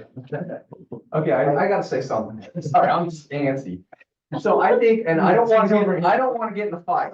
I don't wanna get in the fight. I don't. But I think we really, I just really wanna stress that you're talking about the CEO, the head coach of our organization, and bringing someone in so that you can have a seamless, when Dave leaves, never mind give Dave maybe a couple years of enjoyment. We need to, I mean, that, to me, is the most important decision you guys will make. Because, and I'm gonna say she, because everyone's saying he, but it might be a she that Dave chooses. And they might be good at economic development, but I'm talking about, we need someone, a leader of men, someone that can group us all together and say, we are gonna take this city somewhere. And they might ride in on a unicorn and be a leprechaun and be able to do all of this stuff, but the most important thing is that you guys hire Dave's replacement, so that Dave just one day doesn't say, hey, I wanna leave, and then where are we at? That's why I said that. We need, Just taking that off the plate, taking off so much that he does yes, anyway. and I'm agreeing with Because I that. agree with that. It's like, he has 3 places he needs to be in. There's only one day. Kathy, I figured out why you wanted to start on page 3. So no, I agree with that. You need to teach whoever you're gonna, your assistant, if they choose to stay, but they need to know that anyway, because that's what you've done. I think an assistant city manager would want to come here with the intent of leading the organization, with the city council's important. Yes. But we've talked about this as department heads a little bit, but I've taken off the assistant city manager for a long time. Because we just can't afford it. There's so many other needs in the department. But I'm kind of thinking we need to have a succession plan, and I think I'd like you guys to be able to be the judges of that. Whoever we hire, to say, okay, this might be the next city manager. And then there's always administrative duties that have to be done. So even if assistant, they would be maybe over planning, zoning, economic development, they might have to do HR. We'll try to split that up so that we can all do things a little bit more effectively. But I guess that's why on this budget, I kept it in there, because I just think the time's getting there. And that's fine. And I think we need to, And there's probably And other it's fair for you people guys. maybe that we need to look at too, that have been here for 37 or 40 years. right, but I've also thought about the economic development, because I think it would be a good transition period. Maybe at the time that I retire and the city manager takes that job, maybe that's the time where you guys say, okay, we need a full-time economic development director at this point, and then we adjust that. And they would know how to. Or look maybe for you it, say too. it's going so good now, the next assistant city manager will be over economic development, we just keep doing it that way. So there are choices that the council can make. I don't think that Payson City's in a place right now that it requires a full-time economic development. No, I don't think so. I think it's hard to justify And, that. and I was just talking to Kathy before we came to the meeting, that the building permits are way down. We don't know what the future holds. And I think hiring an assistant manager for Dave, and then also a grant writer would be far more important than replacing Brian in this role right now. I think If he'll do it for free. And I think the grant writer, we have to really look at that. I mean, I looked at that a few years ago. And there was, well, I thought, hey, you pay them based on what they bring. Yeah. And then one of the grant writers told me that's illegal. You can't pay them based on what they bring in. You have to pay them a salary. So you would have to pay them a salary, but what if they brought in some really good? They grants? could. And then you gave them some. And I think We can't play that game. Yeah. We're not gonna play the game of, if you give me Right. 2 million, I'll give you 500,000, we're not. And I think, and I think we can look at it, whether that's another duty of the assistant city manager or the manager. But I think We're not giving. we've been pretty lucky the last 2 years with all these grants coming in. In fact, it's hard to track it. Can't we make the department heads write at least one grant a year? I already did it. Not a problem. Not a problem. They are Done. And then That the would- council, maybe we should. If you'd send them to us, we could. That would give him more Take it. time because we make him do more than one. I think with grant writing and, the community relations specialist, because we really need somebody to kind of run our website. And somebody to get out on social media. I think you could get somebody for grant administrator and community relations as a part-time job, the right person. And so you wouldn't have to spend a lot of money. You wouldn't have to have all the health insurance, everything else that goes with it. And I think that's really important, because we need to sell ourselves as a city. We're in a unique position because, like was stated, the mayor and Brian are both retired right now. And so if they can fill this role for a time as we transition into something different and spend the money on. That always won't be on the case. replacing, Yeah, right. replacing I don't Dave. agree. I don't disagree because I think it still goes to me. It's like you want I to think be it's- on the Okay, side, so it's a let's just separation. dissolve the economic developer position. No, not at all, Ryan. No, I'm you not should, saying that you at should, all. And you just continue to do it. I'm not saying that at all. I think you should still be the city council rep. But I think, To the economic development director, or I to, don't wanna hire him. no. no, it's we're not director. saying to hire He somebody. would work with The the assistant assistant. city manager. Well, it's just like working with the mayor and the city manager now. I mean, there's no. And I don't think you should sell the economic development committee short. Cause you said if you're not in there, it's gonna fall apart. You're not holding it Well- together by yourself. Well, it There's a whole could, the committee. relation, it could happen. I mean, But I don't but think now, it would. if we get, and we've been dealing with the True Religion over in Orem. If we get that, it's the direct result of, and I'll take some credit for it, the direct result with Wynn and also with Brian. We've met them and he's seriously thinking about coming here because of some of the options that he thought he had that he doesn't. And then again, we don't control those. You know, and then that becomes the relationship that we have with him. And then he says, okay, maybe I'll come this way. Well, I'm not saying that he shouldn't be involved. I think he should be, being the city council representative, he could still foster those relationships. I think that having an assistant for Dave and tasking the assistant to do multi things Mhm. would be good. Let's go down the list a little bit. Police, Brad was hoping for some property for a police station, but we haven't found that property yet, and we don't quite know what it's gonna cost. We don't want it here in the middle of, we don't want it here anymore, or Not big enough? Well, I think this is kind of a bigger thing. If we all move together, then yeah, I would like it together. Okay. But we're at the point where we're getting close and that's kind of a placeholder also to, maybe think about the future, I guess.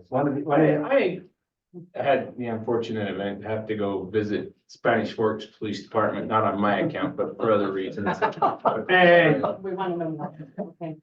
and I'll be honest with you, it was the court system, the police department was all there and you come into it and it felt like a building that was separate from city. And the city offices and the police, we can kind of separate those a little bit, I think. I don't know that we need to keep it, but if we do a new police station, I would love to put our court system in the police station with it. That would make sense. And we're all crammed in this one little tiny building and we all know that it's definitely, we should be looking for property and maybe somebody. Worked it out with the state because that is a state court. That's exactly what I was leased gonna say. to the state now. Yes. One of That's the how the police station. One of the things we're trying to do is, we're gonna do another survey for the citizens. And we're trying to dial in more, like we have some questions on a police department and yeah, a new building, a new library, but we're trying to drill down to say, your last survey, you had that pretty high on your wants. If we have to, if if it takes more than the budget can handle and we need to raise taxes, are you willing, would you be willing to raise taxes to fund a new police department? Or a new rec center? Or a new library? Or we took the ones out of the fire department because we kind of said we need it. And the thing we didn't want to do is do the survey and everybody says this, like if we put stuff in on the fire department and then they say, no, we don't want to raise taxes, and we say, well, we're gonna build it anyway. And I think the council was on board of saying, we've got the property, that we're gonna, we funded this budget year for Scott to do some design, some preliminary design, so you guys can look at it. But I felt like we ought to take that out because it kind of gives a false sense of, hey, we're taking the citizens' input. But if they say no, when we say, well, we still need to build one, we're gonna do it anyway. It's kind of like Spanish Fork. Not in Iowa, they do that all the I time. mean, the citizens turn down a rec center and they build it anyway. The citizens turn down the ball and they build it anyway. It's like, But I think when we were all out campaigning, every single person I talked to about the fire department, Right. agreed. and that's I think why I think we're getting the preliminary design to bring to you guys. I think we They need need to figure it. out how to fund it, but we're gonna do it. And so we didn't put, but all the others, the police department, the library, the rec center, a new city hall, we've got questions. We have questions to be able to dial down deeper so that you guys can see the data and what the citizens think. And then we can make more informed decisions on how to go You know, forward. they're gonna say rec center. I don't know. So on we the don't fire need it. department, can we get like That's help with why that? you've got to from say, are you the willing to pay government 30 or bucks a month grants for a from rec the center? fire I think when it department comes to down to build one? I don't know whether there's grants out there, but we would get better Yeah, that's what I mean. Would there be enough room to Because I don't want to police see station that. next How to much that? do you want to pay Was a there month? 5 and a quarter? How many? I think. I'd have to say, does that design? Oh, Oh, that's substation. yes, right, that's the- Yeah, absolutely. And then water. How much do you want? And a little. Yeah, we've got a lot more meetings. Fire up in the dog park. Anyway, Kathy. Oh, that's the quarter. Is that Kathy? Move us along here. No such thing as Kathy is moving along now. Okay, recreation, I went too far. Carl requested, playground equipment for near the ball fields, like, apparently that structure failed. It did? The- The one that was there, or they want to put it on? The one in the soft. The older fourplex that Yeah. has the playground mill, it's no longer safe. Did they tear it out? Yeah, they were in the process. I think they tore it out. Yeah. So he was. Nobody putting got in hurt, did they? No, No, they just had too Nate. many older kids that were in there just doing stupid stuff. that's, So Carl Makes me wonder requested if that it too. needs to go in there at all. I don't know. we didn't fund it at this point. She's got unknown on here, but that's. He's requesting that through the park tax, and Oh. I think they're gonna meet later. Yeah, we're meeting next week, part tax. There are a lot of kids that use that when the parents do pay a lot more to play ball than the kids do. Oh, I forget about the adult Down leagues. at the bottom here, we have, $4 million for a property for parks through impact fee. I don't think we have the funding to do that, but we are looking at some park property. We have some park impact fee money. We have looked at the Phillips property just east of the cemetery.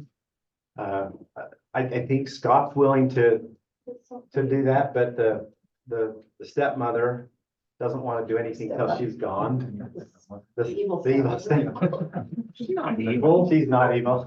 I know, step one, So, get a background. We're She's still in the county, actually. She's our island in the He county. is in the county. But we do have some funding and we've looked at that because that could be a park with some recreation fields. It could also expand our cemetery if the need comes. So it's a great location. We When the don't have need any parks comes. that way. When the need comes. I think that securing the land next to the cemetery is almost as valuable as having the park, but I think we could use it as a park for 40 years and then expand the repurpose cemetery. it. Yeah.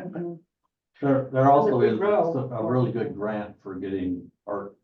Yeah, so I mean, we put it on there so you could see, I go back to what Ryan said. I don't know, maybe it was in a meeting, but it's like, we need to look for property. And the property is not getting cheaper, but even if we could get it under contract and we don't do anything till she passes away or but it's a little bit dicey because you have a trust Scott's part of it, the other family's part of it. And so we have to kind of tread lightly, and we could always look somewhere else, but it seems like a really nice place to pick up if we can, so. Especially for the summer. So like I say, there's, Cemetery's still in luck. we could do some grants for that. I know, it's an old joke. When you're over the town. It's also some family members in there. We already talked about the senior bus, we can skip that one. All right. Hey, I tried. Swimming pool. Carl would like to refurbish a toy and get an irrigation controller. So just, the reason I put this on, it looks minor, but we have to capitalize anything over $5,000. That's why some of these small things are on here. Streets, the road feasibility study we're proposing, sidewalk repair, 188,000, and then parking lot. We always put 300,000. I think for this, we were planning on doing the library. Yeah. I thought we had some for sidewalks. Is that the 188? Is that roll over every year, or I thought we had a set amount we were rolling over every Well, year? that's just for the repair where We have the to for uneven. sidewalks in the regular That's budget. just one part of it. Right. That's the one we get lost in. Curb and gutter, that's what. Yeah, curb gutter. We're trying to fix those. So it's just curb gutter, not sidewalk? Yes, and a storm drain. This is sidewalk repair. No, I know, but I just wanted to make, you start truncating it, putting it in different categories and it gets overlooked. We fought pretty hard to get that as a rollover every year. It's. Yeah, we And I just do, got the curb gutter and then the sidewalks. So I've got- at least 500. I've had, can't use that. No, well, and I just looked at 300,000, I'm like, did they switch that to a parking lot? So they No, can that's get a something we Parking lot. put in the last few years to try to get this parking lot done. That Yes. repairs for ADA stuff too, where. Yeah. And The restrooms, Definitely. the restrooms, mayor and council at the Petite need. They Let's say keep going up, it is 800,000. That was the bid, because the size of the building. The council appropriated money, it was like 290,000. Yeah. And then we put it out to bid and so I think, I don't Can't know. we just put it, I mean, for $300,000, let's just put it on the outside of the building. I mean, just go to the south and put it out there on that new. Yeah, I did. And then let Parkwood, and they just cover it up right there. Yeah, I think Tracy and Brad will do it for that. Well, yeah, the problem is, it's not, the 800,000? room's not big enough, so you gotta get it. I would just abandon the bathroom entirely, in my opinion, No, and just, the bathroom. yeah. Seriously. Absolutely. Yes. For $800,000? Build a whole. There better be more than a We bidet in could put there. another floor on top. A heated toilet seat, yeah. Oh. I know. So think we should retrofit. No, It's difficult up there in that I building. mean, it's not, could we just not add on a building, because it'd be way easier than to go in and remodel. We would remodel where it's at, but you'd have to add on to make. Yeah, it but what up if we to just- standards, ADA and. Left those as staff and So here's. bathrooms and just. They're vintage now. Well, The shower curtain, the shower card. They Kevin Payson can go up there and do the stuff and then sign we'll it. just make that as a goal. Janine's not here to, Janine's not here to defend herself, but one of the things that is brought up time and time again to the petite need group is that's the problem with being able to rent that out better and do more things because they are pretty poor. No, They're they're not. grade school. Oh, they're not just, yeah, you're. They're way worse. They're way. You're hoping it opens the first and looks at you. Has anyone gone to the bathroom at the cemetery lately? When And I mean, in the bathrooms at the cemetery, I mean, you need to be more specific. You didn't tell me. Holy cow. We need to address that. Yes, we do, thank you, anyway. Anyway, We can. it's not funded in this budget, but I know, And that's a brand new. it needs, it needs to be done. We need to. You're gonna email that one first. We might have rebid it twice, but we maybe can rebid it. and see what Look we at get. different options. Okay. Okay, the next thing is a second. Didn't do a six. We've actually got one ambulance through the revolving loan fund, it's already being prepaid. This is the second one. The problem with putting assets in the revolving loan fund is, of course, it goes back to the fund to pay for it. And sometimes like the ambulance fund just doesn't have enough capacity to pay for another loan for another ambulance right now. Electric fund, sorry, that, when I hurried today, that $150. Oh, we were hoping to transfer that into one of mine. These guys are all trying to get that money. That's why they're also here. So they've got a mini X, a distribution circuit, the 8th West and American Way front switches, and the SUVP transmission costs. In addition to that, of course, we've got the plant that we're proposing. That's not on here quite yet. Power impact fee. This is the transmission line. 85% of it can be funded through impact fees. It's supposed to be at least 2 fiscal years. The other 15%, we're hoping that the power fund can pick up in a future year. We have nothing in the impact fee, cover that. That'll answer. Yeah. Okay. But that allows us to reassess the impact fees and raise them. We are doing that right now. In fact, it'll come to you probably next month. What are our impact fees to build a house nowadays? I was shocked how much. A normal residential house is usually over 18,000. We're probably, the building permit for a single family dwelling is probably around $22,500. My sister-in-law just bought one in Salem last week. It was 40. Yeah, I was gonna say. Our power impact fee right now for a single family home is about 22,000. 2,200. Oh. The impact fee. Yeah. He just keeps adding zeros over there. Just the power impact fee. I think today we look at, we'll turn some time over to Sean, but right now our current impact fee for power just for a single family home is about $2,200. Yeah, well, And- 200 amp. Yeah, for 200 amp. And the study that's just been done, it probably raised to 49. That's below other cities. It's quite, I know that Utah County home builders, they're gonna scream. But it's, Can we turn the impact fee if they want to? on. yeah, it's kind of what this is an independent study. It's the consultants If you want to kick it that back. said that's what you need to charge for your system. So, and it goes to all means. It's not fair and civil. Just put that. You know, I mean, if it was done up front, people know. All right. Okay, golf fund. They've asked. Finally, something important. People moving Yeah. part, an entrance gate, a real grinder, and charity tables. But there's too many check marks on that. Can we eliminate at least 2 of them? Hey, we're just trying to figure out what we're doing with all of our money, Brett, that we brought in. Building. We are building a building and a course. A great big one. Yeah, a nice big one. I had a lady up there today trying to do a wedding, like she come up there and was trying to figure out a place to do a reception. Because it's so pretty to look at. Perpetual care, we've been using perpetual care funds to do the roads inside the cemetery. This will pretty much exhaust the perpetual care funds for the next year, 187,000. Sewer, they requested 2 part-time collection helpers. We did not fund that because I think we're trying to wait till the plant's done and to keep them busy while the plant's done. They needed a spare pump for the lift station and of course, the big sewer plant.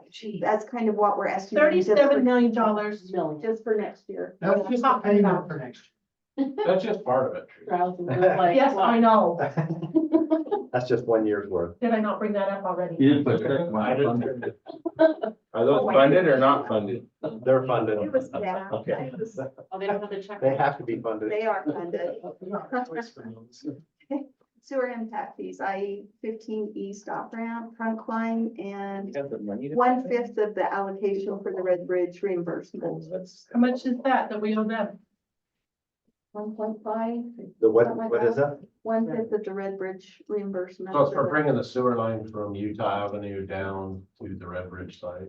So we're paying our. Portion upsize. We upsized it, so we have to pay the portion. Solid waste, Is that full-time driver? Is he free?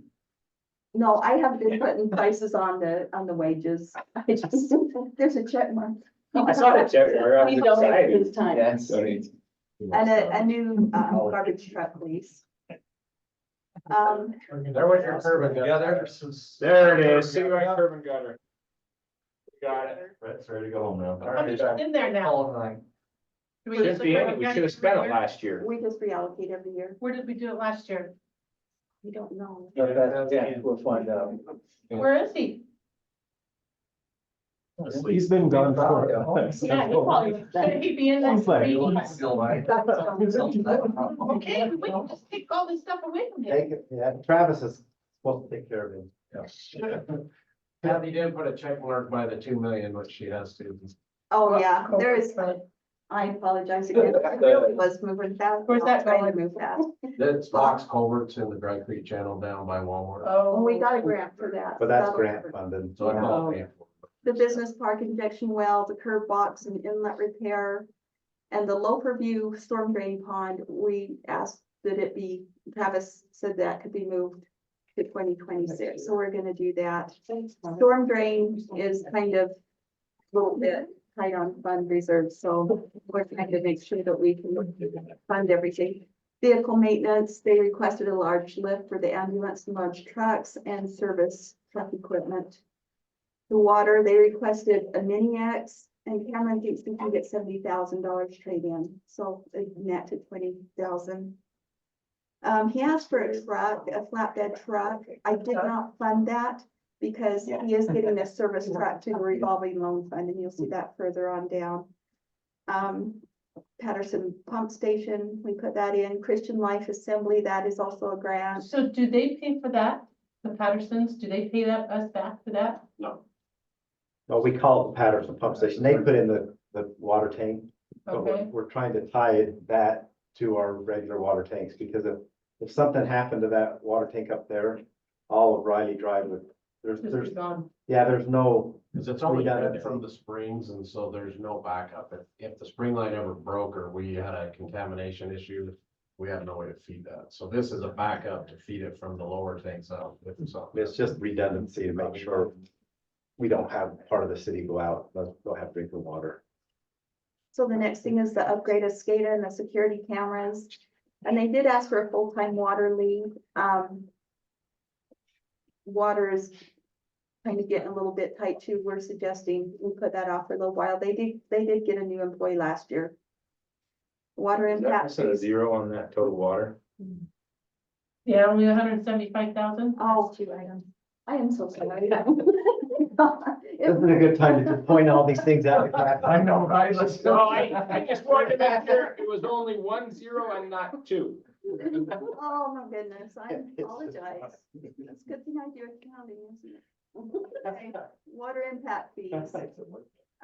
The Payson Canyon Riley Drive, then 1/5 allocation to the Red Bridge well.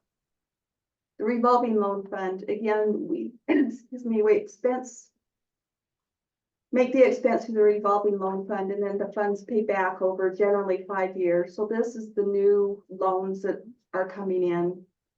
And you can kind of see them right there. We're actually replacing quite a bit of equipment. Again, we're not getting quite the resale value that we have been in the past, but we are getting some. Anthony's working to try and get what we can. Is it still worth it? I think it is. Yeah, I think it's still worth it, but we're gauging that. It might be better to keep it for another year. There's a lot of equipment out there. I mean, there's a lot of trucks out there for sale. And they're not really selling. Right. The one I bought from the city, to me, I was like, oh, it could have had a few more miles on it. If we're really only putting 8,000 miles on it, be here for only 2 years, maybe we need to reevaluate whether or not it's. Yeah, we just tried because every year the value goes down as far as trading it in. And if you can get it without having to do any maintenance on it. 2 years ago, it was awesome because you could drive it for 2 years and you get more than what you bought it for. I paid more than what you paid for it. What? But when I bought mine, it was more than what it was paid for. Still made money, but So the last 2 things on here is a roll-off bin for the sewer plant.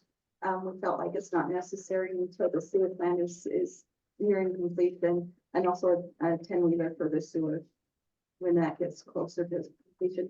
The final thing is a part-time IT person. What's his name, quit?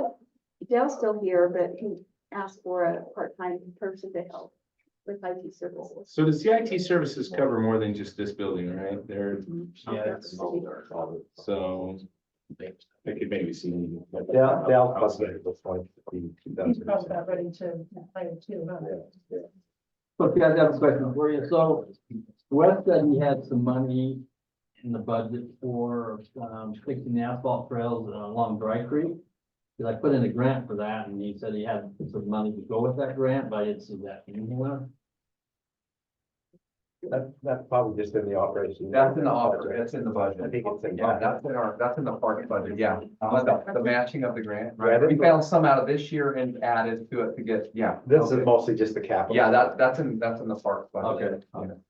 I know we've been here a long time longer than I thought. I was gonna we met with our power consultant. I don't know if you want a quick update from Sean on what we're doing there. Quick. You have 5 minutes. And then. So much. Go through budget items, so. So, Yeah, I love to go up there, or here, you good, look. You can come to my spot. I've been here long enough. You gotta. No, I can talk. So, we mixed in the debt for, the power plant as well as some of the costs for the transmission line we need to do the south part of town and the substation. And, it looks like the people who are doing our rate study, they can do it different ways, but they had, it seemed like there was 4 years of increasing 5% a year on the utility rates to be able to pay for that and then get cash balance that's big enough for what they recommend. They're looking for our size utility and everything, that's having about 10 million in cash on the side to pay for equipment that can go out and things of that nature, market volatility. They had about 5 different things in there that it provided coverage for. Right now, I think we have about 2.5 million in that We have reserve. reserve funds, the majority of that is for the SUVPS project and. SESD. SESD, Yeah, sorry. yeah, we have too many acronyms, but we're trying to buy out SESD. We're almost done with that lawsuit, getting pretty close. And that can be done over 5 years as well, once we sign these papers to absorb those customers. A bunch of them, I think there's around 63 of them we'd absorb this year. It looks like about 25 of them or so we could absorb if we build a substation down on the south part of town easier. And so we're just trying to make those wait a little longer. And then there's about 90 that are in the west areas over here that we need to absorb by 5 years, once we sign that document. And so that would cover, that's gonna cost about 1.3 million, not counting getting the actual hardware out to them. So are you gonna use their lines? We don't get to always use their Or are you lines. gonna- We get to use we usually edge a property. So like if it's annexed out there, If it's annexed out there, they can choose, if they have a distribution line that feeds people a lot farther out, they can keep it. It's kind of been a debate back and forth on that, and so it's not really well defined on some of that stuff. And we're gonna have to build our stuff out towards that anyway. The only way you get in cheaper is if you're to like merge or something, do something like that, like they talked about before. But the power plant, so we had put 6 engines in with that study. I'm willing to do whatever you guys want to do. I'm happy with whatever. but what would you suggest? You're the power person here. What would be the best for the city? That's so hard. Don't chuckle, man. Yeah, I like it. Okay, so we have 11 megawatts at Nebo right now. We brought in Forest Solar. We're using 7 megawatts of a market product right now that we probably will not be able to buy again for the same price. It expires in 2026. So we'll have that 7 megawatt shortage. So even with 19 megawatts, that only puts us at 29 of what we're actually holding besides Chris moving. So we'll just barely cover our loads. We're hitting 34 megawatts with doing 6 engines. But we can try and figure out different things to, if we know if we're going with 4, and try to find other things to maybe fill it and try and get the most advantage. But if we get 6, we know we got 6. You know you got 6. One of my career And if we put it mistakes. off, it will cost more. One of my, and, yeah, and Brian's, I mean, he's been around, he came over to Springville and looked at that plant, and you saw over there, they're putting in 3 right now.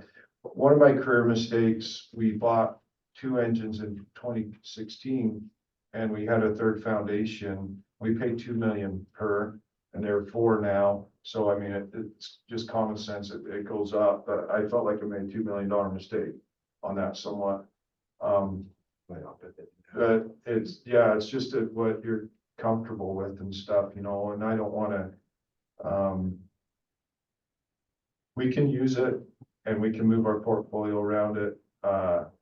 It makes it where, so this negative pricing that we're seeing this last week and a half, I've been expecting it for a long time. If you read the update, what's interesting about that? So what's happening is around 8 in the morning to around 4 in the afternoon. It's actually, they can't print it right now, but they're $1.99 per megawatt. And our budget price is up around $70. So that tells you how low it is. And it's because I don't think they put negatives in their spreadsheet, but I've been expected to get paid for power during certain hours. And if we have the ability to absorb that, because we don't do some fixed contracts and some other things and have a plant to back it up, we can play that game. And we can probably lower our prices even more. So it sounds risky to go into debt and stuff for this, but I think there's gonna be a lot of money saved and made in the long run. But I'm willing to do whatever, you know, I can But do. even at that, I know I always go ahead. bring this up, but what about banking it? We've talked about ways to bank it. I still think that With even if we batteries? can't, let's Oh, push bank. water up the mountain, go back Oh, down. yeah, If somebody's paying us to take their power, why can't we use it to pump water up the mountain? you could if you had a reservoir and you had a big enough hydro. It takes quite a lot to justify hydro. I've looked, you know, a bit of that. I mean, you have to have a pretty big reservoir, be able to run it, you know. Well, I know. But Strawberry Electric doesn't. I mean, theirs is there, we need to go look at their model. Have you ever looked at that? I haven't looked at theirs up at the canyon here. Yeah. I have not. I've ran 4 hydros in Springville. I took care of them for 20-something years. And I know what their outputs were, and I know what the pressure was, and it was all our, so we had a 2 million gallon tank at the top that fed a hydro at about 385 PSI. It was rated for 1 megawatt, but we almost never could hit that except for in really high water, which is about 15th of May to about, you know, end of June-ish. And so we'd have this really great production right then, but as far as dollars per megawatt, I mean, you're up in the $60 range, stuff like that, when I was looking at plants. Then we brought it down culinary all the way down into town and hit each tank, but they started robbing it with different cabin properties and different things in our pin software is taking down our pressure. We also had one up the canyon and we can only produce 80 kW off a pretty good flow that filled that large tank. So, I mean, dollar wise and stuff, I don't, it's a lot less exact. You have to really know your flows and stuff, and we can look into that. And you can do the idea of using a hydro, like a battery going backwards. I wasn't, were you talking to Tracy? In Sweden, they figured out they had a big crane, one of those big jib cranes, like, so on top of the buildings, is doing cement blocks up and down. So they'd stack cement blocks and then they'd run it reverse, drop the cement block. Oh, they were stockpiling electricity that way. Yeah, stockpiling blocks, make electricity back and forth like. That's all I'm talking is that Yeah. it might be worth looking at It is. if we bought 4 and spent, you know, spend the $8 million to put us a water line up, line a pond up the canyon. It's a robot. And you get the same amount of power back out of it. To me, it might be worth it. But Where then you have somebody's to gonna depend pay us on to Mother use Nature to give you enough water to do that. That's not something you have control over. We do have control over getting 6 and know what those 6 will. Right, exactly. We probably, I think if the city, I mean, do you guys think it's gonna keep growing? Like, so this is only for right now. And so if we're gonna keep growing, we're gonna be looking at other power sources anyway. The hard part with hydro at the canyon is Strawberry already does it, and if we take more water than what's coming down, we already have to pay them lost generation. Yeah, I'm talking about using the power when it's, You're talking about creating a battery of a Yeah. mechanical nature. so we'd be Yeah. pulling water from down low and pushing it up high. Yeah, there's so much We people have to doing, have the water at the bottom to move to the top. there's so many people doing crazy technologies trying to figure that out, Well, you know, with with money, batteries and we stuff. can, we'll have a tournament on that side, we could get water. up there from Yeah, would we have without pump ponds? There's probably, Yeah. I mean, I don't want to talk about it in this meeting. I have a Thursday, another, if you want to talk upwards sometime. About, so there's some hydro opportunities if we really want to get. Well, that's, Sean, That's where we're originally- solar and more of that coming online, how does that play into us having more or less generators on 4 versus the 6? If the solar, is he gonna stay? So the problem, I mean, I wish I could do graphs here and stuff, but the problem is so before our ending, 15 and 16 were the most expensive, so that's 3, 4, 5, okay? It's shifted to our ending 8 now, is the most expensive all to our ending, because the plants can't, the solar's coming off, and the plants can't cover that. So somehow they're getting, my belief is they're gonna somehow wrap debt into these hours of these plants. And so we're gonna continue to have a spike. So like, we're trying to look into using batteries, extending that solar out 4 more hours.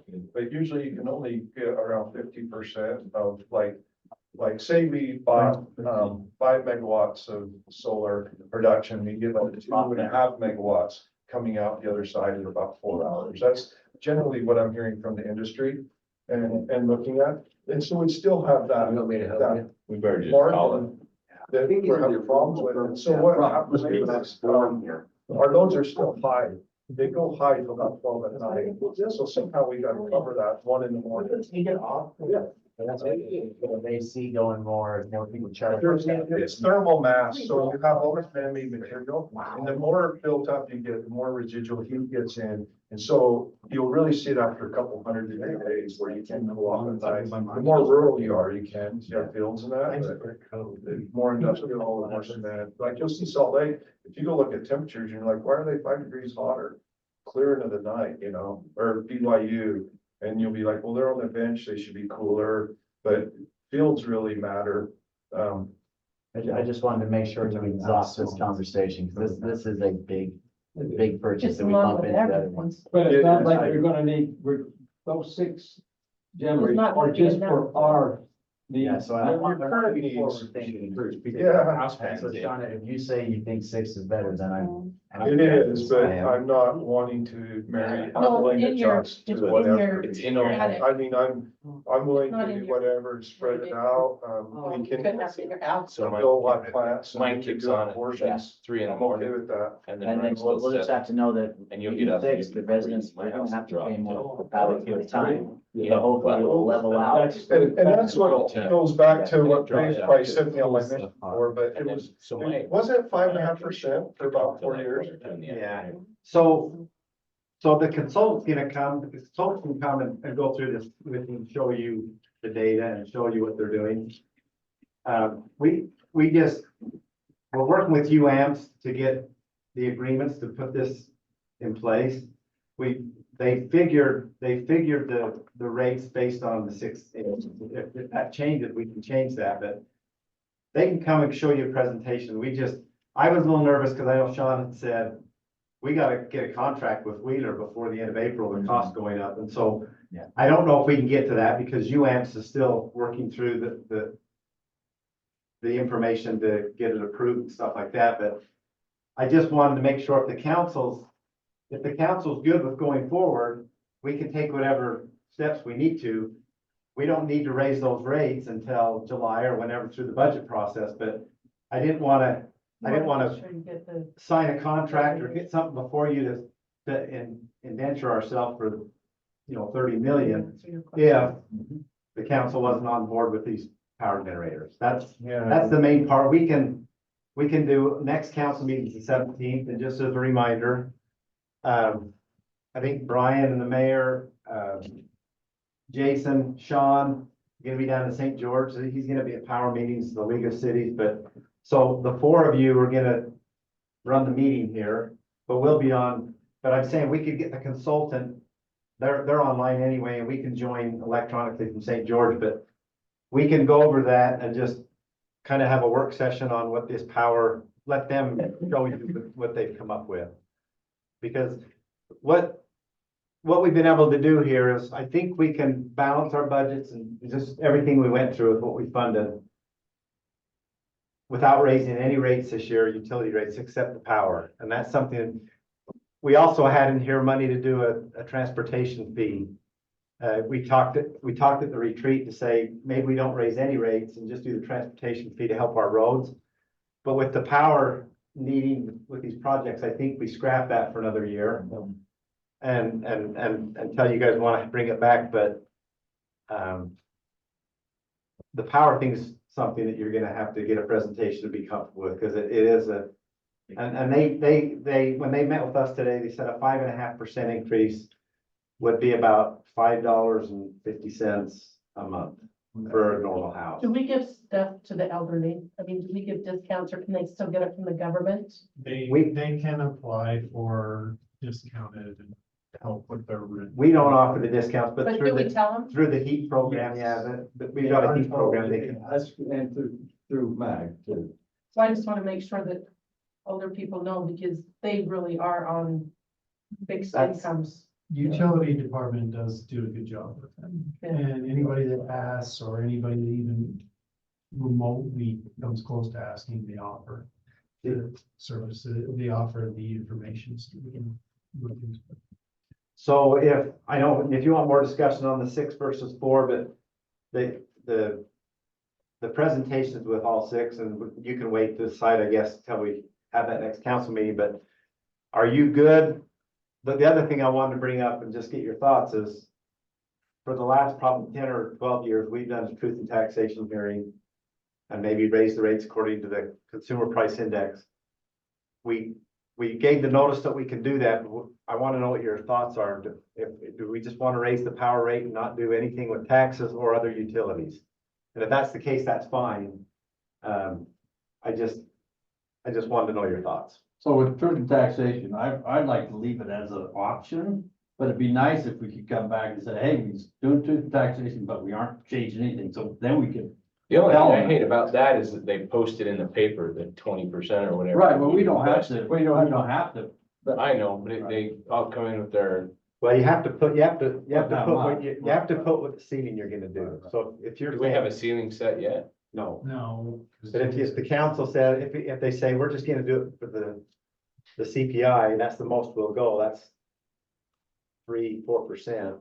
If you say, we're gonna at least do the hearing, but we could go up to 10%, you could do that, and then like after the hearing, you can say, we're not gonna raise it at all. I think we should keep the mill levy the same. Isn't that right? Yeah. Well, the positive thing about doing the truth and taxation, it helps us to get a better rate on our. If we don't do the truth and taxation, if the mill levy goes down, then we couldn't. The last. Right, that's why I'm saying, Right. I think we should always stick with the, I do as too. the city grows, to me, it's ludicrous that it even does that.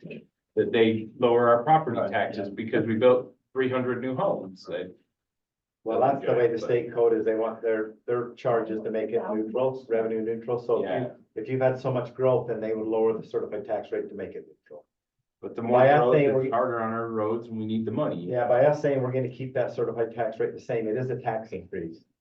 So Right. it's just, But don't you think most people's houses are gonna stay the same anyway, or even go down? Maybe go down a little bit. Because I know mine's going down, but I don't think they're gonna drop my taxes from what they charged me. Mine actually went down last. Mine went to 1,000. Down. So when they sent me the one in August, it had dropped 300, but then when I got it in October, it actually gone up 1,000 from the year before. it's just how you guys wanna do it. We can balance the budget without having any property tax increase. The only one that we need to do is the power. And we'd have to do the power 5% for how many more years? Well, the proposal they've got is, it was like, 4 years. Was it 4? I think it was 4 in a It was row, 4 but years. and I'm then kind of after that, wondering, they're gonna work out. I'm trying not to hedge my thing, because I'm sitting here going, okay, with inflation, everything generally, I think we'll end up making money. It's a financial stabilizer. It gives me the option to go back and with power. And if it's not there, we don't have it. And then, so we're at the mercy of whatever shows up. And that's how we were able to have so much success in the other city that I worked for. But it's more of a, I know no matter what, it's a good idea. I don't know exact sizing. And so, Well, the other thing is, I know the consultant was saying, well, if the council would just approve this for a 4-year plan, so we can't do that because the council has to determine that every year. So for this year, the proposal would be 5.5, and I think their tables show you, you ought to do this for the next 4 years, but I think we look at how we did and we can reevaluate that every year because you guys have to approve that. So it's every year. 5% this year and 5 additional percent to what we've already done next year. 5 this year. That's what, 5% of the increase. that's what the consultant said. and I imagine the first two would be enacted, myself thinking about it until, because we wouldn't even have the plant until 2026. And so we wouldn't know tell how that's affecting our power price. We gotta lose that market contract too, or that other contract we have. With money that that we approved tonight, for the generators, giving us that flexibility. If we use that, all of it, and secured, put a down payment on 6, and then we didn't do 6, we just do 4, we're not out anything, right? No, not so you don't agree. Buying the 4. You're still out of the electricity. They just want, Yeah, but what I'm talking about, we They just just want want to say do 10%. that yeah, they and want. secure that price on the generators and. Oh, if we sign for 6, that's Then gonna we be a gotta big take order. it. Yeah, we don't wanna sign. But it That's sounds why I like- haven't signed nothing or done nothing. But it sounds like 6 is what we need. You need 4, no matter what, you need 6, So but we need 6. but we can figure out options if we need to. I think we could divide the vote and do 6 and then have the ability to maybe make some money down the road and. Well, we can sell our surplus power at those higher rates, right?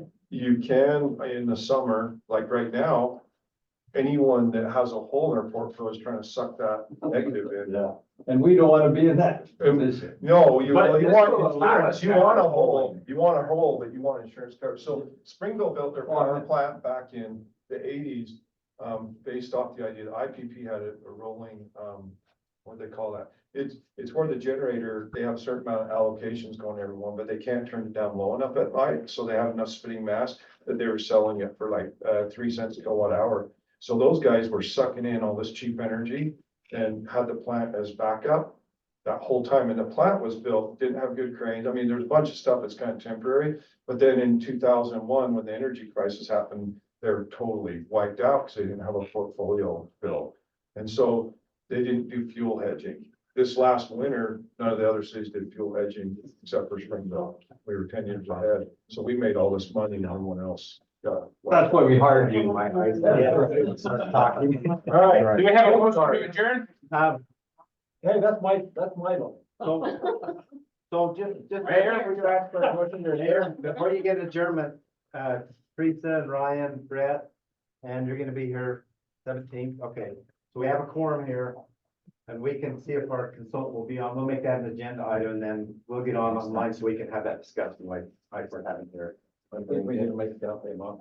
And then just as a reminder, Yes. next Thursday, the 11th, 5 o'clock, we're having joint work Here? session in the council chambers. We won't. I mean, be the- here. I mean, In the, not in their city, correct, in our city. our city. Okay, is there a motion to adjourn? I'll make that motion. Second. So, okay, all in favor, say aye. Yes. Who said? Like Brett.